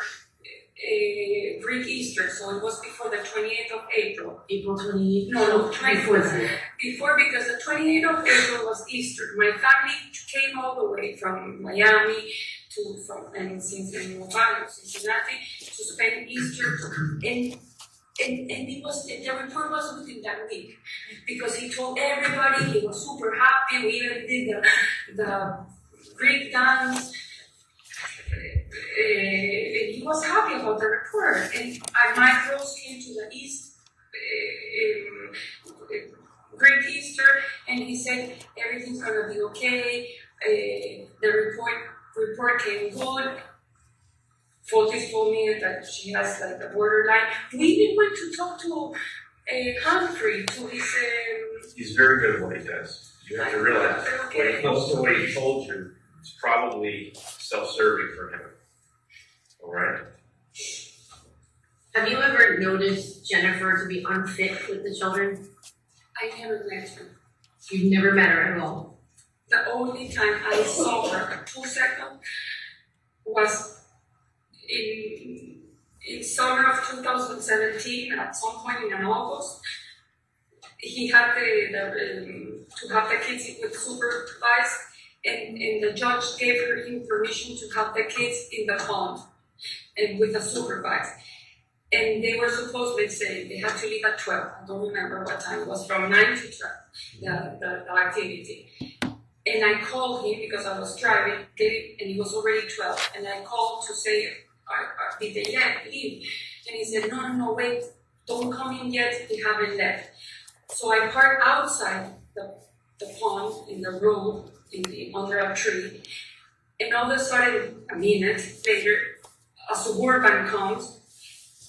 It was dark, I didn't see. And all of a sudden, it gets really close, and I'm like, oh, so I hit my mirror. And when I looked, Jennifer was with the phone like this, trying to take a picture of me. So I saw that, and then I realized that it was her. So I went like this, like around her, and I went inside the pond. And I think there was a motion that I was supposed that I was in the pond there, which is not true. I was never in the pond. I was outside in public road. But she, for what Focus told me, she made a motion that Mrs. Troconis was in the pond, and I saw the kids. Anyway, that's what Focus told me. Michelle, I want to. You have to have a shift in your thinking, okay? Who's the gentleman sitting right here? Okay. Who's? Why is he here? He's here. Whose interest is he serving? Mine. Right. We actually are trying to kind of serve yours as well. And Jennifer. Okay. Whose interest does FOTUS serve? What? Who's FOTUS interested in? In himself. In himself. So everything that FOTUS has told you is suspicious. I'm not saying everything's a lie, but everything is suspect. And probably a lot of it is false, and it's to serve himself. So you have to listen first to your attorney, and then you have to listen to us through your attorney. You're trying, right. So when you talk about things that FOTUS has told you, you have to really suspect what. Okay. So who is FOTUS good friends? Who are his best friends? His right hand. Mark. Marcielo. Okay. Like he lives in We Providence. And then Andreas, that he's a Greek, and he's a Greek. Workers. No, friends. They're here in the United States, or they? Mark, yes, he lives in Providence, and they went to Rome together, but they met way before because of the water ski world. And they, I think, Foti said, they're friends from like 18 years old. Andreas, the last name, it's Greek, it's. Is he here? Is Andreas? No, he lives in Greece. Andreas was here. Stop moving around, Baldy. Here's what I'm trying to get. And I'm not saying you have any information about specifics Jennifer's disappearance, but if FOTUS wanted to first and he wanted help or he needed help, who might he use to help him? Well, his best friend is Mark and Andreas. Andreas lives in Greece. Okay. Mark lives in Providence. And Mark lives in Providence. And he's also going through a divorce, and they laugh about it because they say that they're going through the same. And he actually, his trial ended over what they did. I don't know what they went to meet. I don't know about the court things. But he said that he was over with his case, with his divorce. And what about Kent? Kent is the lawyer of Fort Hood. Okay. So kind of FOTUS are kind of business partners. He's a lawyer, it's his business. Focus always said Kent is a nice guy. I worked with him all my life, and he's Did you ever meet Kent's wife? No. Do you know if FOTUS ever communicated with Kent's wife? Yes, they were communicating because supposedly. By the way, folks, if you're new to this case, there's some allegation that Kent and Fotis had some sort of deal where they both were going to plan to help each other off their ex-wives. Which I think it's weird. The wife apparently put like a rape case against Kent. Yes. And then Fotis, like a week, like or 3 weeks ago, told me that Kent and the wife want to go back. I'm like, well, how did they want to go back? As a Fotis ever talked to Kent's wife, that's what we're asking. That you would know. Is there a reason why you would do that? Why Fotis would talk to Kent's wife? I don't know if they know each other. Well, they met. Oh, they did? Oh, in public. In public? Yeah, he was even inviting her to your house. When? In the last couple months leading up to when, just before Jennifer went missing. To come over and be intimate. In your house. He even been out with her at a bar. Trying to work back to get Kent back with his wife. No, that, I remember he saying, Kent wants me to talk to the wife, so for them to get, but they can't because he has a restraining, whatever. You can't have and they contact. cannot, exactly. So you're aware of it? No, yes, but I didn't know that he The wanted to internet have. part, right? You didn't know about that. He was asking her to come to your home, where you live. Yes, and Nikki points out they did find, or Kent owned was like a partial owner or had something to do with a golf course, which at one point they find a massive hole with lime around it. 2 hunters find it on his golf course, a big hole dug up with like 2 grates from like a barbecue over it and like leaves over it with lime around it or in it. I forget. With Fotis, to be intimate with her husband. To be intimate with Kent? Yes, correct. With Kent. To be intimate with Kent. So, no. Kent and his wife, no, not with us. Kent and Kent's wife would be intimate in your home. Yeah, so, sorry for that confusion. So, I mean, that's again, you know, that's another thing about Fotis that we have just found out that you didn't know about. There's always a little bit of truth I in knew every that lie. Kent was a divorce or a restraint. So there's always a little bit of truth with a lie. So he told you the little bit of the truth was that he has to call her. But the full truth is that he was a little bit of a different motivation. We're just trying to show you that he's not the person that you thought. Not always, and not in the important stuff. Like really. Actually, it should be the opposite. I should be interviewing you. The dumpster on 80 Mountain Spring. There was a dumpster on 80 Mountain Spring in that property that was for sale. There was a dumpster there? No. Not now, but there was. Yeah, a long time ago. A long time ago. Like, when Any they dumpsters recently on that property? You know, for cleanup and last minute stuff? No, the way we've been always cleaning it for the last year, splitting between the cleaning ladies and us and me. But there's no dumpster on site for debris? There's no, like the big Yeah, dumpster. like a regular, just, you know, little No, there. 5-yard dumpster. No. They, after the, because they After cost, the construction, they houses cost built. like, I don't know, I think by budget it's like $5,000 and they. That's too much for Fotis? I don't know, I'm just Maybe you saying should- that he puts it in a budget and that's what I see, and then when everything, the construction is out, he returns them. I don't know, listen, I don't work for Ford. I was helping him, because I have my rods, I have my daughter, and it's just because I have time to do things, and I cannot be just sitting around. But he doesn't pay me, I wasn't an employee, I did help him with photos, with all that, because I like that. So you guys live in arrangements, right? He's got his bank accounts, you guys. No, I don't It's all have. separate? Separate. Give you money regularly? The only thing I have is a credit card that I use for supermarket and gas. Then, if I have to buy something for Nicole, for myself, my insurance, my cell phone, my expenses of my home in Colorado, my Nicole's school, if I do my hair, That's all. that's all my money. What is, okay. Fotis doesn't get, when we travel, yes, he pays It for the takes care travel, of it, yeah. for the tickets. Right. But then the rest, like when I'm in Colorado, I pay for everything. We don't have bank accounts together. I only have a credit card. I can give it to you. I don't want it anymore. Now, if you don't, I don't want to get too private finances, on any given week, This is how the much, only do you have a savings and a checking, or is it, you would be, yeah? Like, how are you financially? You're on your own? I'm on my own with me. Very, very good? Or is it, you know, No, me, I can say, there's been times I've lived paycheck to paycheck, this is what it is. No, No, are you? when I'm complicated, I ask my mom. Yeah, absolutely. Yes.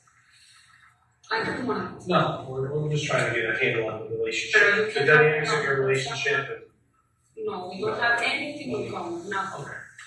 So when Fotis goes to visit the children, and he goes for a supervised visit, Jennifer is usually in the area or there. Sorry, again? When Fotis goes to visit his children, out in New Canaan, and for the supervised visits, and Jennifer's there. How does that make you feel? So, from my understanding, they weren't talking or sending messages or nothing for the past 2 years. It's always been with the supervisor, and from what he tells me, it's like, oh, she didn't give me the kids because instead of one, it was two, and apparently it's always chaotic. That's what he always told me. And that they only communicate with a family wizard plan, that because it seems like everybody, and if it's through mail, they copy paste, they CC their lawyers, and I think me. That was the communication that he always said that he had. Now, after that report, for what he told me, they started having communications by phone. That she called him and she was like, well, I want to fix this. This is not working out. This has taken too long. This is what he told me. Then he said that apparently in one of the conversations, he said, do you know that your lawyer is milking you? Because, I mean, this report was to be favored to you, and he was the one who wanted Herman to be in the case. And he was the one pushing for me to go to New York and talk. And I was the one, I think for what he told me, he put a motion to not have Herman. So apparently she said, like, yeah, I get it. I think I'm bringing a friend of mine that is a lawyer.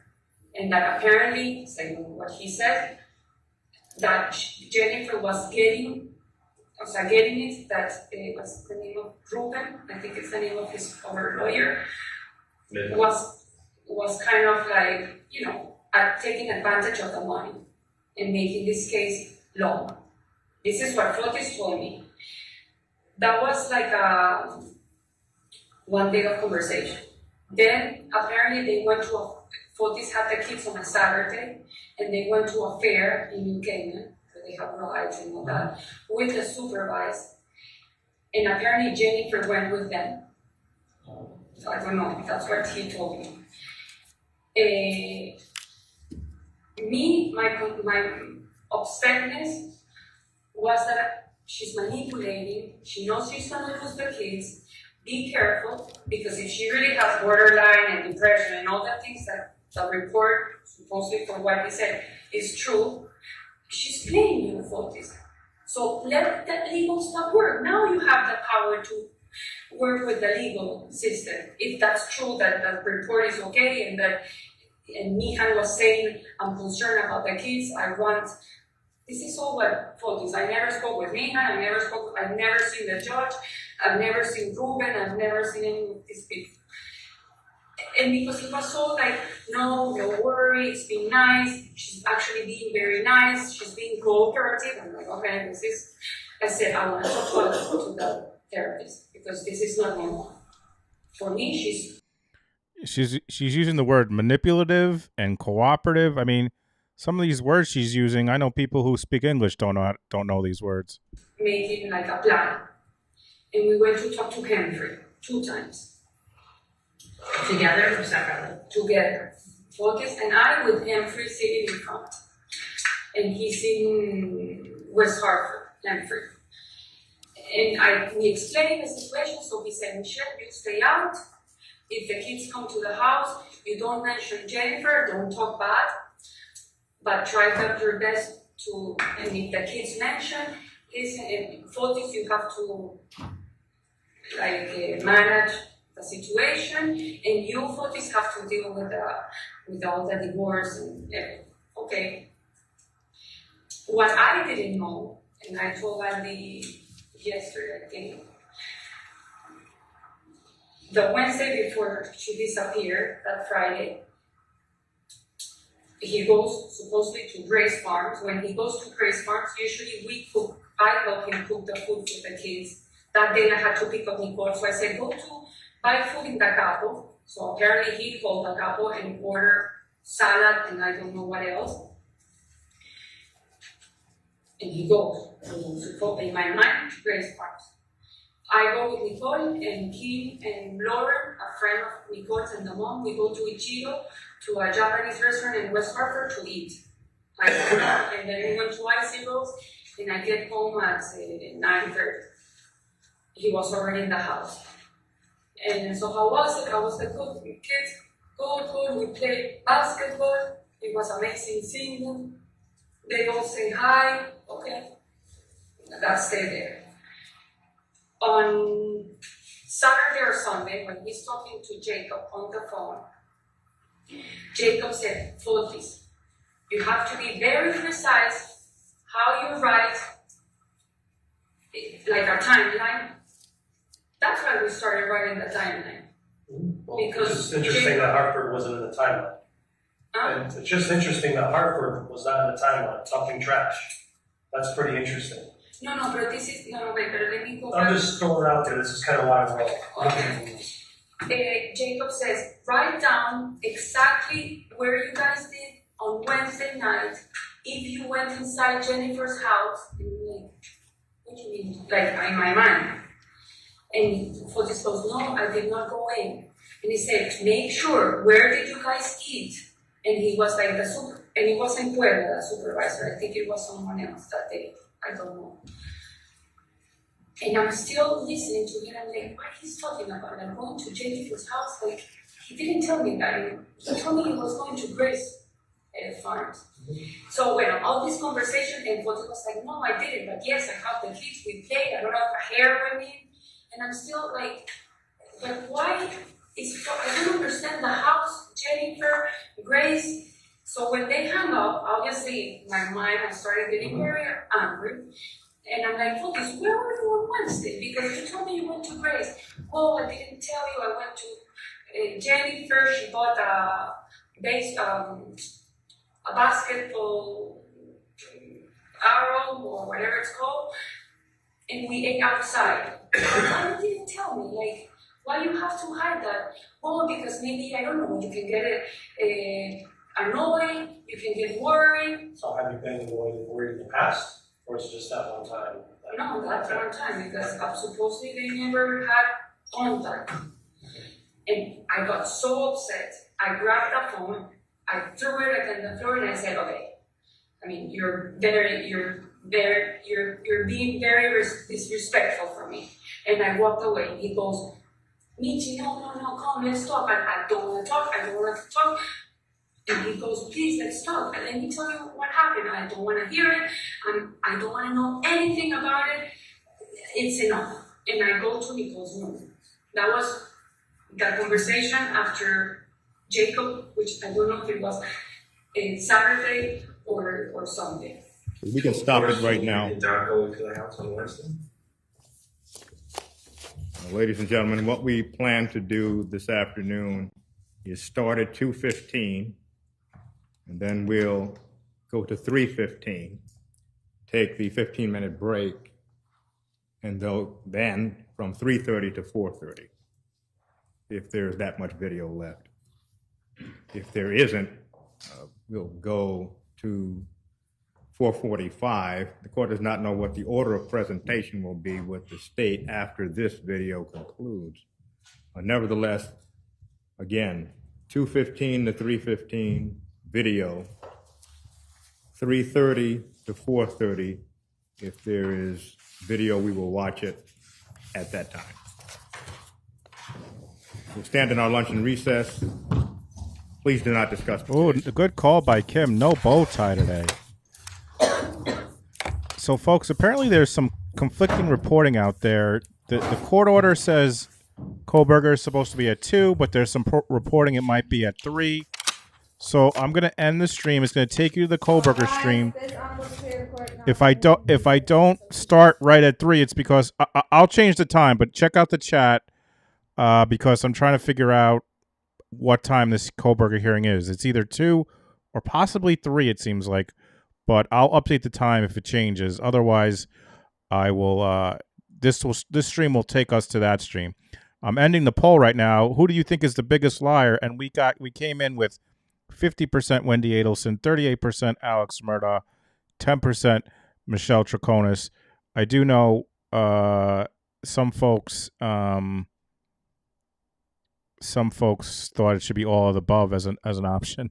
But all right, guys, thank you all so much. Have a good lunch. This will portal you to the next stream. I'm going to start working on some editing for my next video. See you guys in about an hour or possibly longer, depending.